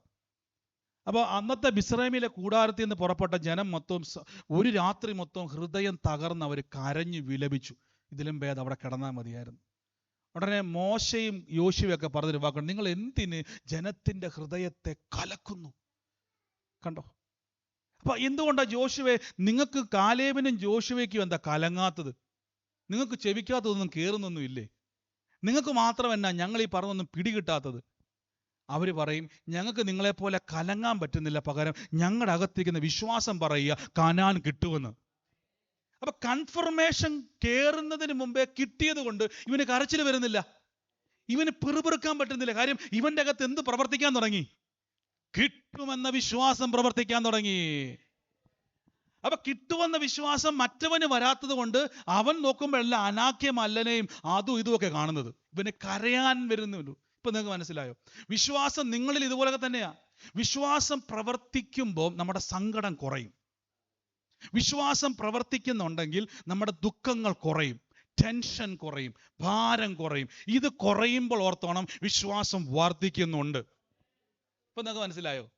കേട്ടവരിൽ അത് വിശ്വാസമായി മാറുന്നതിൻ്റെ കാരണം, കേൾക്കുമ്പോൾ നിങ്ങൾക്ക് വചനം പറയുമ്പോൾ ഒരു ധൈര്യവും ബലവും കോൺഫിഡൻസും, സങ്കടമൊക്കെ നമുക്ക് വരും, ഇല്ലെന്ന് ഞാൻ പറയുന്നില്ല, പക്ഷേ സങ്കടത്തെ കവിയുന്ന രീതിയിൽ, ഭാരങ്ങളെ കവിയുന്ന രീതിയിൽ ഒരു ധൈര്യം ഉണ്ടാകുന്നുണ്ടെങ്കിൽ നിങ്ങളിൽ വിശ്വാസം പ്രവർത്തിക്കുന്നു. ഇനി ഒരു ചോദ്യം, വിശ്വാസം പ്രവർത്തിക്കണമെങ്കിൽ എന്ത് ചെയ്യണം? എങ്ങനെയാ വിശ്വാസം കിട്ടിയത്? റോമാലേഖന പ്രകാരം 10-ാം അധ്യായത്തിൽ വിശ്വാസം കണ്ടോ? അപ്പൊ വിശ്വാസം പ്രവർത്തിക്കുന്നതും വിശ്വാസം വരുന്നതും എല്ലാം കേൾവിയിലൂടെയാണ്. അപ്പൊ നിങ്ങൾക്ക് നിങ്ങൾക്ക് മനസ്സിലാക്കാൻ വേണ്ടി പറയാം, നിങ്ങൾ ഈ ദിവസങ്ങളിൽ പ്രാർത്ഥിക്കുമ്പം സങ്കടം വരുന്ന ആരെങ്കിലും ഉണ്ടോ? ഞാൻ സ്വാഭാവികമായിട്ട് ചോദിക്കുക. ഒരു വിഷയം പ്രാർത്ഥിക്കുമ്പോൾ നിരാശ വരിക എനിക്ക് വരാറുണ്ട് കേട്ടോ. ഇനി ആർക്കെങ്കിലും ഉണ്ടോ? ഇനിയിപ്പോൾ കുഴപ്പമില്ലോ, ഇനി സംശയിക്കും വേണ്ടല്ലോ, പറഞ്ഞാൽ തെറ്റായി പോകുന്നുള്ള പേടി വേണ്ടല്ലോ. എന്തുകൊണ്ട്? ഞാനൊരു വിഷയം പ്രാർത്ഥിച്ചുകൊണ്ടിരിക്കുകയാണ് ഈ ദിവസങ്ങളിൽ, പക്ഷെ എനിക്ക് ആ വിഷയം പറയുമ്പോൾ എനിക്ക് സങ്കടം വരിക. അപ്പോൾ എനിക്കിനെ മനസ്സിലായി, വിശ്വാസം പ്രവർത്തിക്കുന്നില്ല. വിശ്വാസം പ്രവർത്തിക്കുന്നുണ്ടെങ്കിൽ എനിക്ക് സങ്കടം കുറയും. സങ്കടം വരും, കുറയും. പക്ഷെ സങ്കടം കുറയുന്നില്ല, സങ്കടം കൂടുക. അപ്പം പക്ഷെ ബ്രദറെ ഞാൻ വിശ്വസിക്കുന്നുണ്ടല്ലോ, പിന്നെ എന്തുകൊണ്ടാണ് സങ്കടം വരുന്നത്, കുറയുന്നില്ലാത്തത്? അതിൻ്റെ അർത്ഥം വിശ്വാസം പ്രവർത്തിക്കുന്നില്ല. ഞാൻ കഴിഞ്ഞ ദിവസം നമ്മൾ ഈസ്റ്റാമിൽ പോയ സമയത്ത് ഭയങ്കര ചൂടായിരുന്നു. ഞാനത് AC ഫുള്ളിട്ട്, ഭയങ്കര ഇവിടെ തന്നെ കുഞ്ഞു കൊച്ചു ഉണ്ടായത് വണ്ടിക്ക്, അത് AC ഫുള്ള് ഇട്ടിട്ട് ഓണാക്കിയിട്ട് ചൂട് മാറുന്നില്ല. സ്വിച്ച് ഓണാക്കിയിട്ട് ഓണാകുന്നുണ്ട്, പക്ഷെ എന്ത് ചെയ്യുന്നില്ല, AC പ്രവർത്തിക്കുന്നില്ല. ഭയങ്കര ചൂട്. AC ഓണാണ്, എല്ലാം ഓക്കെയാണ്, ഫാൻ ഓണാക്കി, വെന്റിലേഷൻ എല്ലാം ഓണാണ്, പക്ഷെ എന്ത് ചെയ്യുന്നില്ല, തണുപ്പ് വരുന്നില്ല. എല്ലാം കറക്റ്റായിട്ട് കൊടുത്തത്, പക്ഷെ ഇപ്പം മനസ്സിലായത് AC വർക്ക് ചെയ്യുന്നില്ല. സ്വിച്ച് എല്ലാം കറക്റ്റായിട്ട് ലൈറ്റ് കത്തുന്നുണ്ട്, ഫാൻ എല്ലാം ഓണാണ്, പക്ഷെ AC എന്ത് ചെയ്യുന്നില്ല. ഇതേപോലെ നമ്മൾ വിശ്വസിക്കുന്നുണ്ടെങ്കിലും വിശ്വാസം പ്രവർത്തിക്കുന്നതിൻ്റെ സൈനാണ് നമ്മുടെ ദുഃഖം കുറയും, ഭാരം കുറയും, ടെൻഷൻ കുറയും, സംശയം കുറയും. ഇത് മറ്റേത് വർദ്ധിക്കാൻ തുടങ്ങും, വിശ്വാസം. അപ്പോൾ നിങ്ങൾ എന്നാ ചെയ്യണമെന്ന് അറിയാവോ? ഒറ്റ കാര്യം ചെയ്താൽ മതി, വിശ്വാസം ആ സമയത്ത് വർദ്ധിപ്പിക്കണം. സങ്കടത്തെ കുറയ്ക്കണമെങ്കിൽ വിശ്വാസം എങ്ങനെ കിട്ടിയത്? എവിടെയെങ്കിലും കൊണ്ട് നമുക്ക് നിർത്തണമല്ലോ. വിശ്വാസം എങ്ങനെയാ? കേൾവി. അപ്പം നിങ്ങൾ കേട്ടോണ്ടിരിക്കണം. ഇനി ആരും വന്ന് എന്ത് ചെയ്യത്തില്ല, പറഞ്ഞു തരത്തില്ല. നമ്മൾ സ്വയം പറഞ്ഞ് നമ്മുടെ വിശ്വാസത്തെ വർദ്ധിപ്പിക്കണം. അതിന് ഞാൻ എന്ത് ചെയ്യണം? ഞാൻ എന്നോട് തന്നെ പറഞ്ഞുകൊണ്ടിരിക്കണം. എന്നോട് തന്നെ വാക്തത്വ വചനം പറയുമ്പോൾ നമ്മൾ ശ്രദ്ധിക്കണേ. ഇപ്പം ഞാൻ ഉദാഹരണം, എന്നെ ശക്തനാക്കുന്ന യേശു ക്രിസ്തു മുഖാന്തരം ഞാൻ ഉദാഹരണം പറയാം. എന്നെ ശക്തനാക്കുന്ന യേശു. എനിക്ക് കാർ ഓടിക്കാൻ അറിയത്തില്ലെന്ന് വിചാരിച്ചു. ഞാൻ ഡ്രൈവിംഗ് പഠിച്ച് വരുന്നുള്ളൂ, ഭയങ്കര പേടിയാണെന്ന് വിചാരിച്ചു. ഞാൻ പറയും, എന്നെ ശക്തനാക്കുന്ന യേശു മുഖാന്തരം ഞാൻ നന്നായിട്ട് വണ്ടി ഓടിക്കും, ഞാൻ UK ഓടിക്കും, ഞാൻ അവിടെ ഓടിക്കും, ഇവിടെ ഓടിക്കും, എന്നെ പക്ഷെ കോൺഫിഡൻസ് വരുന്നില്ല, പേടിയാണ്. വണ്ടി ഇടിക്കുമോ, തകരുമോ, നശിക്കുമോ എന്നുള്ള പേടിയാ. കണ്ടോ, ടെൻഷൻ കയറുന്ന കണ്ടോ? പക്ഷെ ടെൻഷൻ കുറയുന്നില്ലെങ്കിൽ വിശ്വാസം പ്രവർത്തിക്കുന്നില്ല. വിശ്വാസം ഉണ്ട് കേട്ടോ, പ്രവർത്തിക്കുന്നില്ല. അപ്പോൾ ഞാൻ എന്ത് ചെയ്യണം? ഞാനിങ്ങനെ വചനം പറയുമ്പോൾ വചനം പിന്നെയും പറഞ്ഞുകൊണ്ടിരിക്കണം. എന്നെ ശക്തനാക്കുന്ന യേശു മുഖാന്തരം ഞാൻ ഓടിക്കും. ഏതോ ഒരു പോയിന്റ് വന്നപ്പോൾ ഒരു ധൈര്യം, ഏതോ ഒരു പറഞ്ഞുകൊണ്ടിരുന്ന സമയത്ത് ആ ആദ്യത്തെ ഭയം ഇപ്പം ഇല്ല, ആദ്യത്തെ ആ ഒരു പെറുപെറുപ്പ് ഇപ്പൊ കുറഞ്ഞു. എന്താ സംഭവിച്ചെന്നറിയാവോ? ചലിക്കാൻ തുടങ്ങി. അപ്പൊ നിങ്ങൾ എന്ത് ചെയ്യണം? കൂടുതൽ വചനം പറഞ്ഞുകൊണ്ടേയിരിക്കണം. ഇതാണ് ജോഷുവ എപ്പോ ചോദിച്ചാലും പറയും, യഹോവ നമുക്കത് തരും. കേട്ടോ, ഇവിടെ നിന്നുകൊണ്ട് ആൾക്കാർ പെറുപെറുക്കാം, യോശുവേ കാലേബേ നമ്മൾ ഇവിടെ കടന്ന് ചാകും, യഹോവ നമുക്ക് തരും. കണ്ടോ, ഇത് പറഞ്ഞ് ഫീഡ് ചെയ്യുക. താൻ തൻ്റെ വിശ്വാസത്തെ വർദ്ധിപ്പിച്ചുകൊണ്ടിരിക്കുക. തമ്പുരാൻ ഒടുവിൽ പറഞ്ഞു, യോശുവയും കാലേബും എന്നോട് പറ്റിയിരുന്നു. അപ്പൊ ദൈവത്തോട് പറ്റിയിരുന്ന എങ്ങനെയാ? ബൈ ഫെയ്ത്തില്, വിശ്വാസത്താൽ നമ്മൾ ദൈവത്തോട് പറ്റിയിരിക്കുമ്പോൾ ദൈവത്തോട് പറ്റിയിരിക്കുന്നവനെ ദൈവം വിടുവിക്കും, ദൈവത്തോട് പറ്റിയിരിക്കുന്നവനെ ദൈവം ഉയർത്തും. ഇങ്ങനെയാണ് നമ്മളിൽ ഇത് പ്രവർത്തിക്കുന്നത്. ഇപ്പൊ മനസ്സിലായോ? ഞാൻ ആ വചനം കുറേ നേരം എനിക്ക് മനസ്സിലായി, ഇത് വിട്ടുകൊടുത്താൽ ഞാൻ ഇവിടുന്ന് കരഞ്ഞു പോകും. ഭാരം അകത്തോട്ട് കയറ്റിയാൽ വിശ്വാസത്തിന് പ്രവർത്തിക്കാൻ പറ്റത്തില്ല. ഇനി ഞാൻ പറയാ, സഹോദരി വിശ്വസിക്കൂ, ഒന്നും നടക്കത്തില്ല. ചുമ്മാ അങ്ങനെ പറയാന്നല്ലാതെ ഒന്നും നടക്കത്തില്ല. വിശ്വാസം ഉണ്ടാകുന്നത് എങ്ങനെയാ? കേൾക്കണം. എന്ത് കേൾക്കണം? വചനം. കേട്ടത് കൊണ്ട് കാര്യമില്ലോ, പറയണം, കേൾക്കണം. ഈ പ്രോസസ്സ് ചെയ്തുകൊണ്ടിരിക്കണം. ഇത് ചെയ്തുകൊണ്ടിരിക്കുമ്പോൾ കോൺഫിഡൻസ് ലെവൽ വർദ്ധിക്കും. നിങ്ങളുടെ ബലഹീനതകൾ ബലമായി മാറും, കുറവുകളെ മറികടക്കും. വിശ്വാസത്താൽ അവർ തീയുടെ ബലത്തെ കെടുത്തി, വിശ്വാസത്താൽ സിംഹത്തിന്റെ വാ അടച്ചു, വിശ്വാസത്താൽ മരിച്ചവർ തങ്ങളെ ഉയർത്തെഴുന്നേൽപ്പിച്ചു. കണ്ടോ, ഫെയ്ത്തിനെ ഇൻക്രീസ് ചെയ്യുകയും ആക്റ്റീവ് ആക്കുകയും ചെയ്യേണ്ടതാണ്. ഇത് നിങ്ങൾ വിശ്വസിക്കുമ്പോൾ, നിങ്ങൾ യേശുവിനെ കർത്താവായി സ്വീകരിക്കുമ്പം ആദ്യം കയറുന്ന വിശ്വാസത്തിൻ്റെ അകത്ത് ഇതിനെ ഡെവലപ്പ് ചെയ്തെടുക്കണം. ഈ വിശ്വാസത്തിന് പ്രത്യേകത ഉണ്ട്, ഇതിങ്ങനെ വളരുന്നതാണ്. അതുകൊണ്ടാണ് വിശ്വാസത്തിൻ്റെ വളർച്ച എന്നൊക്കെ വെളി പറയാൻ കാര്യം എന്ന് പറയും, വളരുന്നതാണ് ഫെയ്ത്ത് ഇൻക്രീസ് ആണ്. നമുക്ക് പ്രാർത്ഥിക്കാം. എനിക്ക് തോന്നുന്നത് മുന്നോട്ട് പോയാൽ നമ്മൾ വൈകുന്നേരം വരെ പോകേണ്ടി ഒരു സ്വതന്ത്രം പറഞ്ഞിട്ടുണ്ട്. നിങ്ങൾക്ക് വളരെ ദൂരം യാത്ര, എനിക്കാണ് തുടങ്ങിയാൽ പിന്നെ എന്ത് ചെയ്യത്തില്ല, നോൺ സ്റ്റോപ്പാണ്. ഒരു ഹല്ലേലൂയ പറഞ്ഞിട്ട് ഞാൻ പറഞ്ഞില്ല, കർത്താവ് അങ്ങനെ ഒരു അപ്ഡേഷൻ തരുന്നതുകൊണ്ടാണ് നിങ്ങൾ കണ്ടിന്യൂസ് ആയിട്ട് അത് കേൾക്കുക, എങ്കിലും നിങ്ങൾക്ക് അതിലേക്ക് എത്തിച്ചേരുവാനുള്ള ഒരു കീ നമുക്ക് ലഭിക്കത്തുള്ളൂ. എനിക്ക് ആദ്യം ഇത് അറിയത്തില്ല. ഞാൻ പ്രാർത്ഥിച്ച കർത്താവ് എങ്ങനെ പ്രാർത്ഥിക്കണം. എല്ലാവരും പറഞ്ഞു ഈ വണ്ണം പ്രാർത്ഥിക്കും. ഒരാൾ പറഞ്ഞ് കരഞ്ഞ് പ്രാർത്ഥിക്കാൻ, മറ്റൊരാൾ പറഞ്ഞ് ചിരിച്ച് പ്രാർത്ഥിക്കാൻ, പിന്നെ പറഞ്ഞ് അങ്ങോട്ട് ഓടി നടന്ന് പ്രാർത്ഥിക്കാൻ, പിന്നെ പറയുന്നത് ഇങ്ങനെ പ്രാർത്ഥിക്കാൻ. ഇതിൽ ഏതാ ഒറിജിനൽ? ഒരു സ്വതന്ത്രം പറഞ്ഞാട്ട് ഒറിജിനൽ ഒന്നേ ഉള്ളൂ, എഫക്റ്റീവായിട്ടുള്ള പ്രാർത്ഥന. അപ്പം 2 കാര്യം പറഞ്ഞു, 2 തുടങ്ങി വെച്ചതുള്ളൂ. ഒന്ന്, ദൈവഹിതപ്രകാരമുള്ള പ്രാർത്ഥന. 2, വചനം ഉപയോഗിച്ച് അതിനെ ഓപ്പറേറ്റ് ചെയ്യുന്നത്. ഏറ്റവും ഞാൻ പറഞ്ഞില്ല, ഇത് ബേസ് ഏറ്റവും മെയിൻ നമുക്ക് കാണാൻ പറ്റുന്ന ലിറ്ററൽ ഫോമാണ് വേർഡ്. ബാക്കി 2 സ്പിരിച്വൽ സെൻസേഷനുകളാണ്. അതായത് ഒരു കാര്യം ഇന്ന കാരണമാണ്, ഇന്ന കാര്യമാണെന്ന് നമുക്ക് സ്പിരിറ്റിൽ സെൻസ് ചെയ്ത്, ചിലപ്പോൾ ദൈവം വെളിപ്പെടുത്തത്തില്ല. ചിലത് വെളിപ്പെടുത്തും, ദൈവം ചിലത് അടയ്ക്കും. വെളിപ്പെടുത്തുന്നില്ല എങ്കിൽ അതിൻ്റെ അർത്ഥം വേർഡ് യൂസ് ചെയ്യാനാണ്. ചില തമ്പുരാൻ പറയും ഇന്ന കാര്യം ഇന്ന വിഷയമാണ്, അത് പറയുന്നില്ല, ഒന്നും വരുന്നില്ല, ഒരു പ്രവചനം ഇല്ലെങ്കിൽ അതിൻ്റെ അർത്ഥം നിങ്ങളുടെ കുറവല്ല അവിടെ, നിങ്ങൾ ആ സമയത്ത് വചനം യൂസ് ചെയ്യേണ്ടതാണ്. കാര്യം നിങ്ങളുടെ ഫെയ്ത്ത് എവിടെയോ ഡള്ളായിപ്പോയി. ഒരു ഹല്ലേലൂയ പറഞ്ഞോട്ടെ. ഇനി നിങ്ങൾക്ക് മനസ്സിലായോ? ഇനി നിങ്ങളുടെ വിഷയത്തിൻ്റെ അകത്ത് പ്രാർത്ഥിച്ചിട്ട് നമുക്ക് നിരാശ വരുന്നതിൻ്റെ കാര്യം എന്തുവാ? എ സി ലൈറ്റ് ഉണ്ട്, പക്ഷെ തണുപ്പ് വരുന്നില്ല. കാര്യം എന്തുവാ? AC ഓൺ ആയിട്ടില്ല. ഇതേപോലെ വചനം പറഞ്ഞിട്ടും സങ്കടം വരുന്നുണ്ടെങ്കിൽ അതിൻ്റെ അർത്ഥം എന്താണ്? വിശ്വാസം പ്രവർത്തിക്കുന്നില്ല. വിശ്വാസം പ്രവർത്തിക്കണമെങ്കിൽ പറഞ്ഞുകൊണ്ടേയിരിക്കണം. എന്ത് പറയണം? വിഷയം പറയരുത്. വിഷയം പറഞ്ഞാൽ വിശ്വാസം ഇടിയും. വചനം പറഞ്ഞാൽ വിശ്വാസം ചലിക്കും. വിശ്വാസം ചലിക്കുമ്പോഴാണ് വിശ്വാസത്താൽ എന്നൊരു പദം വരുന്നത്, ബൈ ഫെയ്ത്ത്. അപ്പൊ അകത്തു വന്ന വിശ്വാസത്തെ നമ്മൾ യൂസ് ചെയ്യുമ്പോഴാണ് ബൈ ഫെയ്ത്ത്. വിശ്വാസത്താൽ അവർ തീയുടെ ബലത്തേക്ക് എടുത്തി. അപ്പൊ ഇവിടെ വന്നത് പുറത്തേക്ക് എടുക്കണമെങ്കിൽ ഇവിടെ ആക്റ്റീവ് ആകണം. ഇവിടെ ആക്റ്റീവാണ് ഏറ്റവും ഇന്നും. അതുകൊണ്ടാണ് ഞാൻ തുടക്കത്തെ സാക്ഷ്യം പറഞ്ഞത്. എന്തുകൊണ്ടാണ് ആ സഹോദരൻ്റെ ഹാർട്ട് സർജറി, ഒരു ഹാർട്ട് സർജറി ചെയ്ത് അത് ഒന്നെങ്കിൽ രക്ഷപ്പെടും അല്ലെങ്കിൽ നീ മരിക്കുമെന്ന് പറയേണ്ട സ്ഥിതിയിലേക്ക് വന്നയാൾക്ക് സർജറിയും വേണ്ട, ഒന്നും വേണ്ട. ആ ഡോക്ടർ പറഞ്ഞ വാക്കിങ്ങനെയാണ്, നിന്റെ ഹാർട്ടിന് ഇപ്പോൾ ഒരു കുഴപ്പമില്ല. അപ്പോൾ വന്ന തുളയൊക്കെ എവിടെ പോയി? വന്ന പ്രശ്നം എവിടെ പോയി? പുതിയത് ഉളവായി വന്നിരിക്കുന്നു. ഒരു സാക്ഷിയോടെ പറഞ്ഞ് ഞാൻ അവസാനിപ്പിക്കുക. അത് പറയാതിരിക്കാൻ കഴിയത്തില്ല. കാര്യം വചനം പറയുന്നവർ ഞാൻ എൻകറേജ് ചെയ്യുക. നിങ്ങൾ നമ്മുടെ യൂട്യൂബിൽ ഏറ്റവും താഴെ നോക്കിയാൽ ഒരു അമ്മച്ചിയുടെ സാക്ഷ്യം 2018 17 കിടപ്പുണ്ട്. പഴയ സാക്ഷി അപ്ലോഡ് ചെയ്താൽ. അമ്മച്ചി പണ്ട് കോട്ടയത്ത് പാമ്പാടിൽ ഒരു പ്രാർത്ഥനയ്ക്ക് വന്നതാണ്. അമ്മച്ചിയുടെ പ്രയർ റിക്വസ്റ്റ് എന്ന് പറഞ്ഞാൽ, ഞാൻ അവിടെ റാന്നി പോയിട്ടുണ്ട്. അമ്മച്ചിയുടെ പ്രാർത്ഥനയ്ക്ക് എവിടെയെങ്കിലും ഒരു സ്ഥലം വേണം. കറുകച്ചാലാണോ എനിക്ക് തോന്നുന്നത്, എനിക്കൊരു സ്ഥലം കിട്ടിയാൽ മതി ബ്രദറെ. ഭർത്താവ് ഒന്നുമില്ല, മക്കളും ഒന്നുമില്ല. എന്നോട് പറഞ്ഞു, ബ്രദർ ഏതെങ്കിലും ബന്ധുക്കാർ എന്നെ ഒന്ന് അക്കോമഡേറ്റ് ചെയ്താൽ മതി. വാർദ്ധക്യമാണ്, 60-65 വയസ്സായതുകൊണ്ട് ആരും എടുക്കുന്നില്ല. കാര്യം അമ്മച്ചിക്ക് എന്തോ കുഴപ്പങ്ങളൊക്കെ ഉണ്ട്. ശാരീരികമായി കിഡ്നി പ്രോബ്ലം ഉണ്ട്, ശാരീരിക ബുദ്ധിമുട്ടുണ്ട്. സംസാരത്തിൽ വലിയ കുഴപ്പമൊന്നുമില്ല, മാനസിക ബുദ്ധിമുട്ടില്ലെന്നാണ് ഞാൻ വിശ്വസിക്കുന്നത്.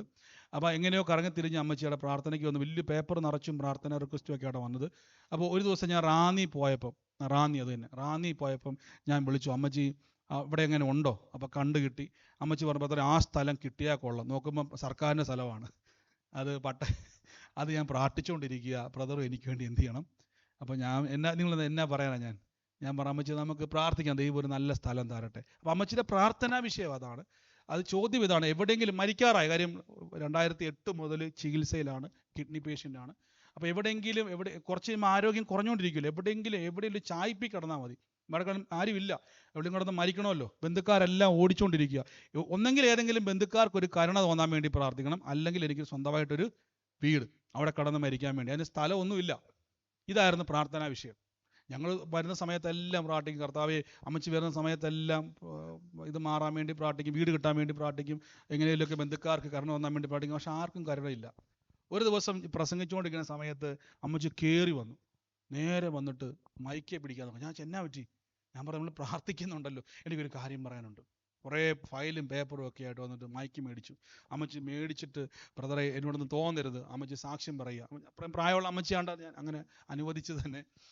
അമ്മച്ചി പറഞ്ഞു 2008 മുതൽ. അപ്പം ഞാൻ പിന്നെയും പ്രാർത്ഥന വിഷയം പറയുവാണോ, മൈക്കിലൂടെ പബ്ലിക്കായിട്ട് ഇനി പറയുവാണെന്ന് ഞാൻ വിചാരിച്ചത്.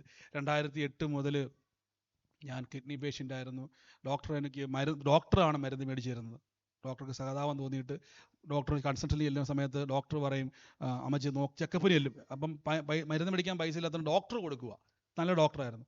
അപ്പോൾ ഈ പ്രാവശ്യം ചെക്കപ്പ് ചെയ്തപ്പോൾ ഡോക്ടർക്ക് ഒരു സംശയം. ഇതേപോലെ തന്നെ ഡോക്ടർ ചെക്കപ്പ് ചെയ്തിട്ട് ഡോക്ടർ പറഞ്ഞു, അമ്മച്ചി എനിക്കൊരു സംശയം, 2008 മുതൽ ഞാൻ ട്രീറ്റ്മെൻറ്റ് ചെയ്ത കിഡ്നി അല്ലല്ലോ ഇത്. ഒരു സ്വതന്ത്രം പറഞ്ഞിട്ട് അല്ല, സാക്ഷ്യം കിടപ്പുണ്ട്. ഞാൻ വെറുതെ ഒരു യൂട്യൂബ് കിടപ്പുണ്ട് ഏറ്റവും താഴെ, ഏറ്റവും താഴെ. എനിക്ക് അത്രയും വർഷം പഴക്കമുള്ള ആ ഡോക്ടർ പറഞ്ഞുണ്ട്, ഞാൻ ട്രീറ്റ്മെൻറ്റ് നടത്തിക്കൊണ്ടിരുന്ന കിഡ്നി അല്ലല്ലോ ഇത്, ഇതിനിപ്പോൾ കേടുപാടില്ല. 2008 മുതൽ ചികിത്സിക്കുക, 2017. അപ്പം നമ്മൾ പ്രാർത്ഥിച്ചത് എന്താ? വീട് കിട്ടണം, ഈ രോഗം വന്ന് മരിക്കാതെ എവിടെയെങ്കിലും കിടക്കണം. യേശു എന്നാ ചെയ്തത്? ഒരു സ്വതന്ത്രം പറഞ്ഞിട്ട് യേശു വീട് കൊടുത്തില്ല, പകരം എന്ത് കൊടുത്തു? ആ രോഗബന്ധനത്തെ അഴിച്ചു കൊടുത്തു. അപ്പോൾ ഒരു ഗുണം എന്നാന്നറിയോ? അമ്മച്ചി പറഞ്ഞുകൊണ്ടിരിക്കുന്ന വചനം എന്നറിയോ? എനിക്ക് ഏത് വചനം ഞാൻ ഓർക്കുന്നില്ല കേട്ടോ ഇപ്പോഴും. ഇത്രയും ഞാൻ വിശ്വസിക്കുന്നു ഏതോ ഒരു വചനം കറക്റ്റ് പോയിന്റ് കയറി പിടിച്ചു. അമ്മച്ചി പറഞ്ഞുകൊണ്ടിരുന്ന ഏതോ ഒരു വചനം അവിടെ പ്രവർത്തിച്ചു. ഒരു ഹല്ലേലൂയ പറഞ്ഞാട്ടെ. അപ്പോൾ നാളെ നോക്കിയാൽ, ഞാൻ കർത്താവിൻ്റെ വചനത്തിൻ്റെ ശക്തി നിങ്ങൾ കണ്ടു നോക്കി. അപ്പം ഇനി മുതൽ ശ്രദ്ധിച്ച് നിങ്ങൾക്ക് കാര്യം മനസ്സിലായല്ലോ. ഇനി ഞാൻ വചനം ഞാൻ പ്രാർത്ഥിച്ചിട്ടും പലരെയും വിളിച്ച് പ്രാർത്ഥിച്ചിട്ടും എന്തുകൊണ്ട് എൻ്റെ ഭാരം മാറാത്തെന്ന് ചോദിച്ച് വിശ്വാസം ആക്റ്റീവ് ആകുന്നില്ല. വിശ്വാസം ആക്റ്റീവ് ആവണമെങ്കിൽ നിങ്ങൾ എല്ലാ ദിവസവും ശ്രദ്ധിച്ചോണേ, നിങ്ങളുടെ വിഷയവും വചനവും ചേർത്ത്. അതെങ്ങനെയാണെന്നുള്ളത് നിങ്ങൾ നോക്കിയാൽ മതി, പിന്നെ ഞാൻ പറഞ്ഞു തരാം, എക്സ്പ്ലെയിൻ ചെയ്യാം. അത് രണ്ടും കൂടെ ചേർത്ത് വചനം പറയുമ്പോൾ നിങ്ങളുടെ ഉള്ളത്തിൽ ആ ഒരു സങ്കടം കുറയുന്നതനുസരിച്ച് ഫെയ്ത്ത് വർദ്ധിച്ചുകൊണ്ടിരിക്കും. വിശ്വാസത്തിൻ്റെ ഒരു ഭയങ്കര, അതായത് ഒരു മിറക്കിളിലേക്ക് ഫെയ്ത്ത് ചേഞ്ച് ആകുന്നു എന്ന് എപ്പോഴാണ് മനസ്സിലാകുന്നറിയാവോ? ഫുൾ കോൺഫിഡൻസിലേക്ക് നമ്മൾ കയറി വരും. അതാണ് യോശുവ പറഞ്ഞത്, യഹോവ നമുക്ക് ആ പട്ടണം തരും. ഫുൾ കോൺഫിഡൻസാ. ഇതിലേക്ക് വന്നപ്പോഴാണ് മനസ്സിലായത്, ദൈവം പറയണം, നീ എന്നോട് പറ്റിയിരുന്നു. കണ്ടോ? അപ്പം നമ്മളൊക്കെ നീ പറ്റിയിരിക്കാന്നതിൻ്റെ അർത്ഥം എന്താ? പ്രാർത്ഥനയിൽ ഏറ്റവും മുമ്പിൽ വന്നിരിക്കുന്നു. അങ്ങനെയല്ല, ഏറ്റവും ഫ്രണ്ടിൽ വരുന്നൊരു ആശയമല്ല അവിടെ പറഞ്ഞിരിക്കുന്നത്. ഫെയ്ത്തിൻ്റെ ലെവൽ വർദ്ധിച്ചു, അതിലൂടെ ദൈവവുമായിട്ട് കണക്ഷൻ നമുക്കുണ്ടായി. ഇതാണ് നമ്മുടെ ഏറ്റവും വലിയ പോയിന്റ്. നമ്മൾ തുടങ്ങി, നമുക്ക് ഒരുമിച്ച് ഒന്ന് പ്രാർത്ഥിക്കാം. നമുക്ക് മുമ്പ് കർത്താവിൻ്റെ മേശ ഉണ്ടല്ലോ, സമയം ഇച്ചിരി മുന്നോട്ട് പോയി. നന്ദി കർത്താവേ, താങ്ക് യു ഹോളി സ്പിരിറ്റ്. ഇന്ന് നമുക്ക് ഈ സൂമിൽ കേട്ടുകൊണ്ടിരിക്കുന്നവരൊക്കെ പ്രാർത്ഥിക്കാം. ഇന്ന് ഞാൻ അവരെയൊക്കെ ബ്ലെസ് ചെയ്യുന്നപ്പാ, അവരെല്ലാം ബ്ലെസ് ചെയ്യുന്നപ്പാ, in the name of Jesus. വലിയ ആഗ്രഹത്തോടെ, വലിയ പ്രതീക്ഷയോടെ നമുക്ക് അവരെയും കൂടെ ഒന്ന് ഓർത്ത് നന്ദി പറഞ്ഞ് യേശുവിൻ്റെ നാമത്തിൽ കർത്താവേ, ആ കൂടി വന്നിരിക്കുന്ന ജനത്തെ ഞാൻ ബ്ലെസ് ചെയ്യുന്നപ്പാ, in the name of Jesus. Oh thank you holy spirit. യേശുവിൻ്റെ നാമത്തിൽ എല്ലാവരും പ്രാർത്ഥിച്ച്. Oh Jesus.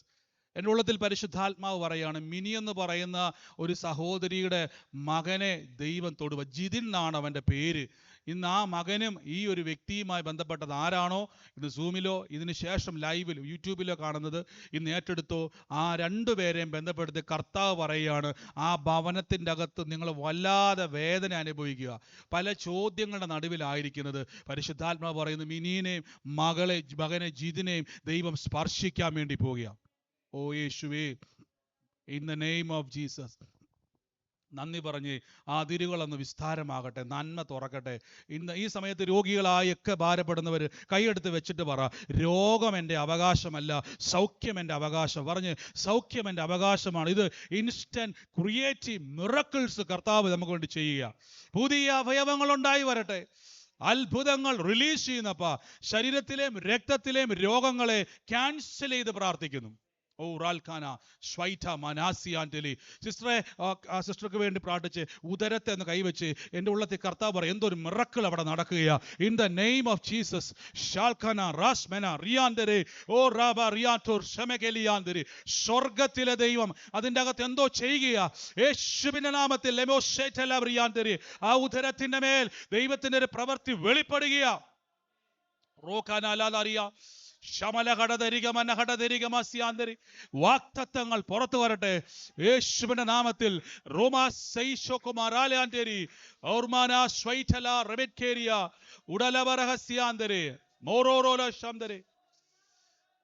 ഇന്ന് കർത്താവെ ഞാൻ ബ്ലസ് ചെയ്ത് പ്രാർത്ഥിക്കുന്നപ്പാ, ബ്ലസ് ചെയ്ത് പ്രാർത്ഥിക്കുന്നപ്പാ. ദൈവത്തിന്റെ സകല കൃപയും ഇന്ന് വ്യാപരിക്കട്ടെ അപ്പാ. കർത്താവെ ഇന്ന് ഞാൻ ബ്ലസ് ചെയ്യുന്നപ്പാ. അതേപോലെ കർത്താവ് സഹോദരനെ ബ്ലസ് ചെയ്യുന്നപ്പാ. ലമറസ് മനരകടതിരികമന സ്വൈരകടതിരി ദൈവത്തിന്റെ വലിയ പ്ലാനുകളെ ദൈവം തുറക്കാൻ വേണ്ടി പോകുക. ശബന കടതരിക മനഹടതരിക മന ഒരു 17 വർഷത്തെ കണക്ക് കർത്താവിന്റെ ഉള്ളത്തിൽ കാണിക്കുക. ലെമോറം സേന കടതരിക മന കടതരിക ലാസിയാന്തരെ ഒരു 17 വർഷത്തെ കണക്ക് എന്നെ കാണിക്കുക. In the name of Jesus. ഈ ഹൃദയത്തെ ദൈവം എന്നെ കാണിക്കുന്നത് 17 വർഷം മുമ്പ് എൻ്റെ ഈ ഹൃദയത്തിൻ്റെ അകത്ത് ഞാൻ കാണുന്ന ഒരു കാഴ്ച, ഒരു സങ്കടം കയറി കൂടിയതാ. യേശുവിന്റെ നാമത്തിൽ ജീവിതത്തിൽ കർത്താവേ, പ്രിയമകന്റെ മേലുള്ള നിരാശകളെ ഞങ്ങൾ ക്യാൻസൽ ചെയ്യുന്നു. ഓ യേശുവേ, ജീവിതത്തെ ഞങ്ങൾ പ്രകാശിപ്പിക്കുന്നു. എൻ്റെ ഉള്ളത്തിൽ കർത്താവ് പറയുക, സന്തോഷത്തോടെ ചിരിച്ചുകൊണ്ട് 2 വിഷയങ്ങൾ സാക്ഷ്യം പറയാൻ വേണ്ടി പോകുക.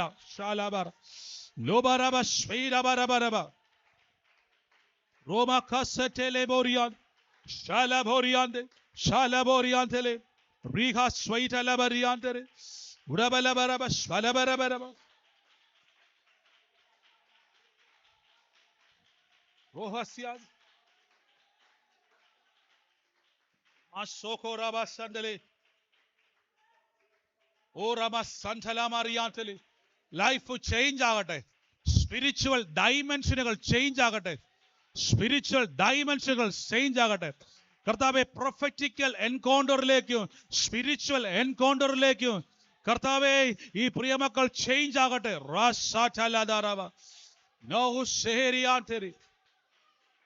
ഓ യേശുവേ,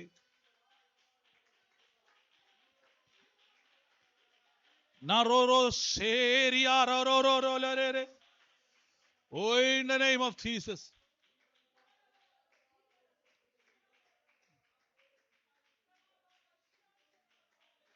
Shamakala Ramasiandiri, Shalkara Derimakasiandiri.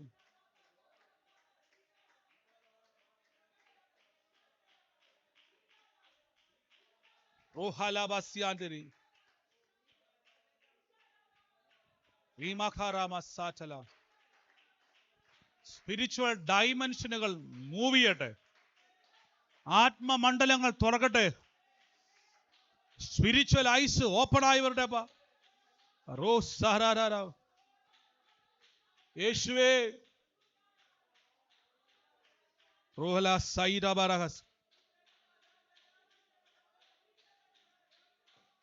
Oh സാലറിയാന്തരി.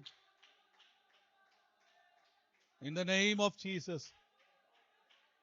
Rasatala Baragasian.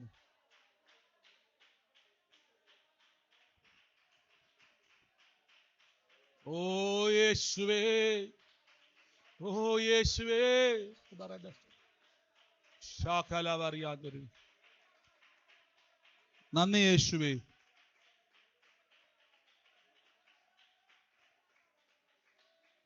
Thank you, Holy Spirit.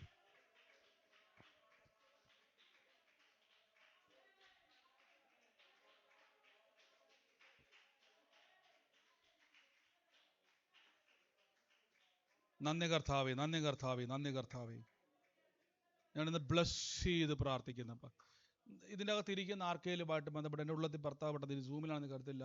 Jobin എന്ന് പറഞ്ഞൊരു വ്യക്തിക്ക് വേണ്ടി പെട്ടെന്ന് പ്രാർത്ഥിക്കാൻ കർത്താവുള്ളത് പറയും. ജോബിൻ, നിങ്ങളുമായിട്ട് ബന്ധമില്ലെങ്കിൽ ഇനി സൂമിലാണെങ്കിൽ ആ മകന് വേണ്ടി വേഗത്തിൽ പ്രാർത്ഥിപ്പാൻ എൻ്റെ ഉള്ളത്തിൽ പറയുക. അപ്പം ഞാൻ ബ്ലസ് ചെയ്യുന്നപ്പാ, ഇന്ന് അനർത്ഥം ആ കുടുംബത്തിൽ നിന്ന് വിട്ടുമാറി. ഒരു ദുഃഖവാർത്ത കേൾക്കാൻ ദൈവം സമ്മതിക്കത്തില്ല. ജോബിൻ്റെ മേൽ ദൈവത്തിൻ്റെ പ്രവൃത്തി വെളിപ്പെടും. Oh, in the name of Jesus ഞാനിത് റിലീസ് ചെയ്ത് പ്രാർത്ഥിക്കുന്നപ്പാ. കർത്താവേ, അങ്ങ് തൊടുന്നു. ഞങ്ങൾ ഒരുമിച്ചെന്ന് അനുഗ്രഹിക്കുവാണപ്പാ. നന്മ നിറയുന്നല്ലോ. അനുഗ്രഹിച്ചെന്ന് പ്രാർത്ഥിക്കുന്നപ്പാ. അത്ഭുതങ്ങൾക്ക് നന്ദി, അത്ഭുതങ്ങൾക്ക് നന്ദി. Thank you Jesus. കരങ്ങൾ ഉയർത്തിയൊരു ഹല്ലേലൂയ പറഞ്ഞേ. ബ്രദർ, എൻ്റെ ഉള്ളത്തെ കർത്താവിനോട് പറയും, 2 പാസ്പോർട്ട് നിങ്ങളുടെ ഇരിക്കുന്നൊരു കാഴ്ച കർത്താവ് എന്നെ കാണിക്കുക.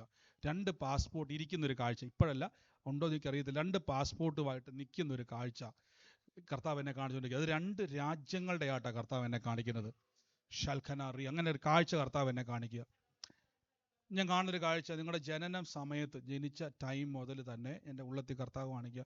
അതിന് ശേഷമുള്ളൊരു കാലഘട്ടം എൻ്റെ ഉള്ളത്തിൽ ഒരു എല്ലാം സ്മൂത്തായിട്ട് പോയിക്കൊണ്ടിരുന്ന ഒരു അന്തരീക്ഷം പെട്ടെന്ന് ലൈഫിൽ പെട്ടെന്നൊരു ചേഞ്ചസ് വന്നു. നിങ്ങളുടെ ജീവിതത്തിൽ ജനിച്ചതിന് ശേഷം അത് കുറച്ച് നാൾ മുന്നോട്ട് പോയി പെട്ടെന്നൊരു ചേഞ്ച് മൊത്തം വന്നു. അതിന് ശേഷം ചില ഭാരങ്ങൾ അകത്തോട്ട് കയറാൻ നോക്കും. അങ്ങനെ ഭാരത്തെ കയറ്റി ഒരു പ്രത്യേക പരിപാടി, നിങ്ങളുടെ കുടുംബം മൊത്തം ഒരു പരിപാടി, അത് ഭാരം മനസ്സിൽ കയറ്റി ആ ഭാരത്തിലൂടെ ഇങ്ങനെ നടത്തിക്കാൻ നോക്കും. പല സമയങ്ങളിൽ കുടുംബമായിട്ട് അങ്ങനെ ഉള്ളതാണ്. ഭാരം മനസ്സിൽ കയറ്റുക, ആ ഭാരത്തിലൂടെ ആകുലപ്പെട്ട് നമ്മളെ നടത്തിക്കാൻ നോക്കുക. എന്നാൽ കർത്താവ് പറഞ്ഞാൽ പ്രാർത്ഥിച്ചപ്പോൾ എല്ലാം കാണും, സന്തോഷത്തോടെ ജീവിക്കുവാനും നിൽക്കുവാനുമുള്ള ഒരു അന്തരീക്ഷത്തെ ദൈവം തുറക്കാൻ വേണ്ടി പോകുമെന്ന് പറഞ്ഞു. അങ്ങനെ ഒരു കാലഘട്ടം കൂടെ നടത്തിക്കൊണ്ട് പോയി. പല രീതിയിൽ ഭാരമകത്ത് കയറ്റുക. പക്ഷെ തമ്പുരാൻ പറഞ്ഞു, ഇനി സന്തോഷത്തോടെ എന്നാ വന്നാലും ഇരിക്കുവാൻ തക്കവണ്ണം അന്തരീക്ഷത്തെ ദൈവം തുറക്കാൻ വേണ്ടി പോകുന്നു.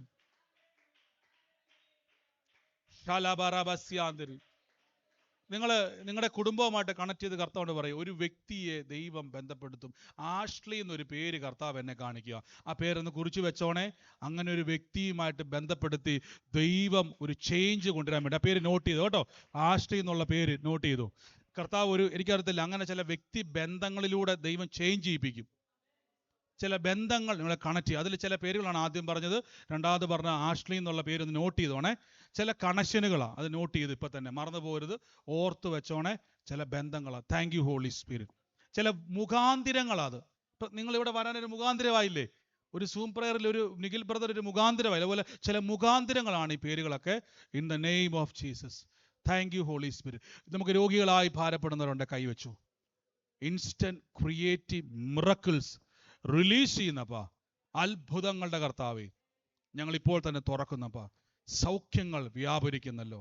യേശുവിൻ്റെ അധികാരമുള്ള നാമത്തിൽ റിലീസ് ചെയ്ത് പ്രാർത്ഥിക്കുന്നപ്പാ. Oh Jesus Christ, in the name of Jesus Christ.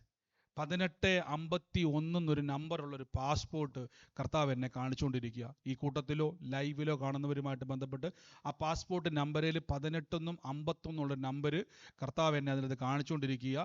December മാസത്തിൻ്റെ അകത്ത് ഒരു ഡിസംബർ മാസം ആ ഒരു പാസ്പോർട്ടിലുണ്ട്. ഡിസംബർ മാസം ഒരു ഡേറ്റും കാണിക്കുന്നുണ്ട്. ആ പാസ്പോർട്ടുമായിട്ട് ബന്ധപ്പെട്ടത് ആരാണോ ഇന്നത് ഏറ്റെടുത്തു.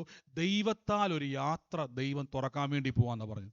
ഞാനത് ബ്ലസ് ചെയ്യുന്നപ്പോൾ അത് ലൈവിൽ കാണുന്നവർ ആമേൻ പറഞ്ഞത് റിസീവ് ചെയ്തോണം.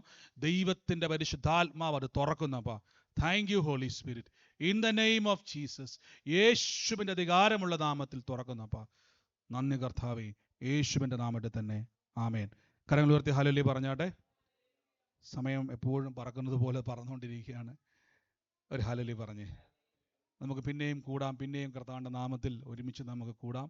കർത്താവിൻ്റെ മേശയിലേക്ക് നമുക്ക് പ്രവേശിക്കാം. നമുക്ക് ഒരുമിച്ച് കർത്താവിൻ്റെ നാമത്തിൽ ക്ലോസ് ചെയ്തു. കർത്താവിൻ്റെ നാമത്തിൽ നമുക്ക് ലൈവ് ക്ലോസ് ചെയ്തു കേട്ടോ. Thank you holy spirit. നമുക്ക് കർത്താവിൻ്റെ മേശയിലേക്ക് വരുമ്പോൾ നമുക്കെല്ലാവർക്കും അറിയുന്നത് പോലെ ഇത് വളരെ പ്രധാനപ്പെട്ടതാണ്.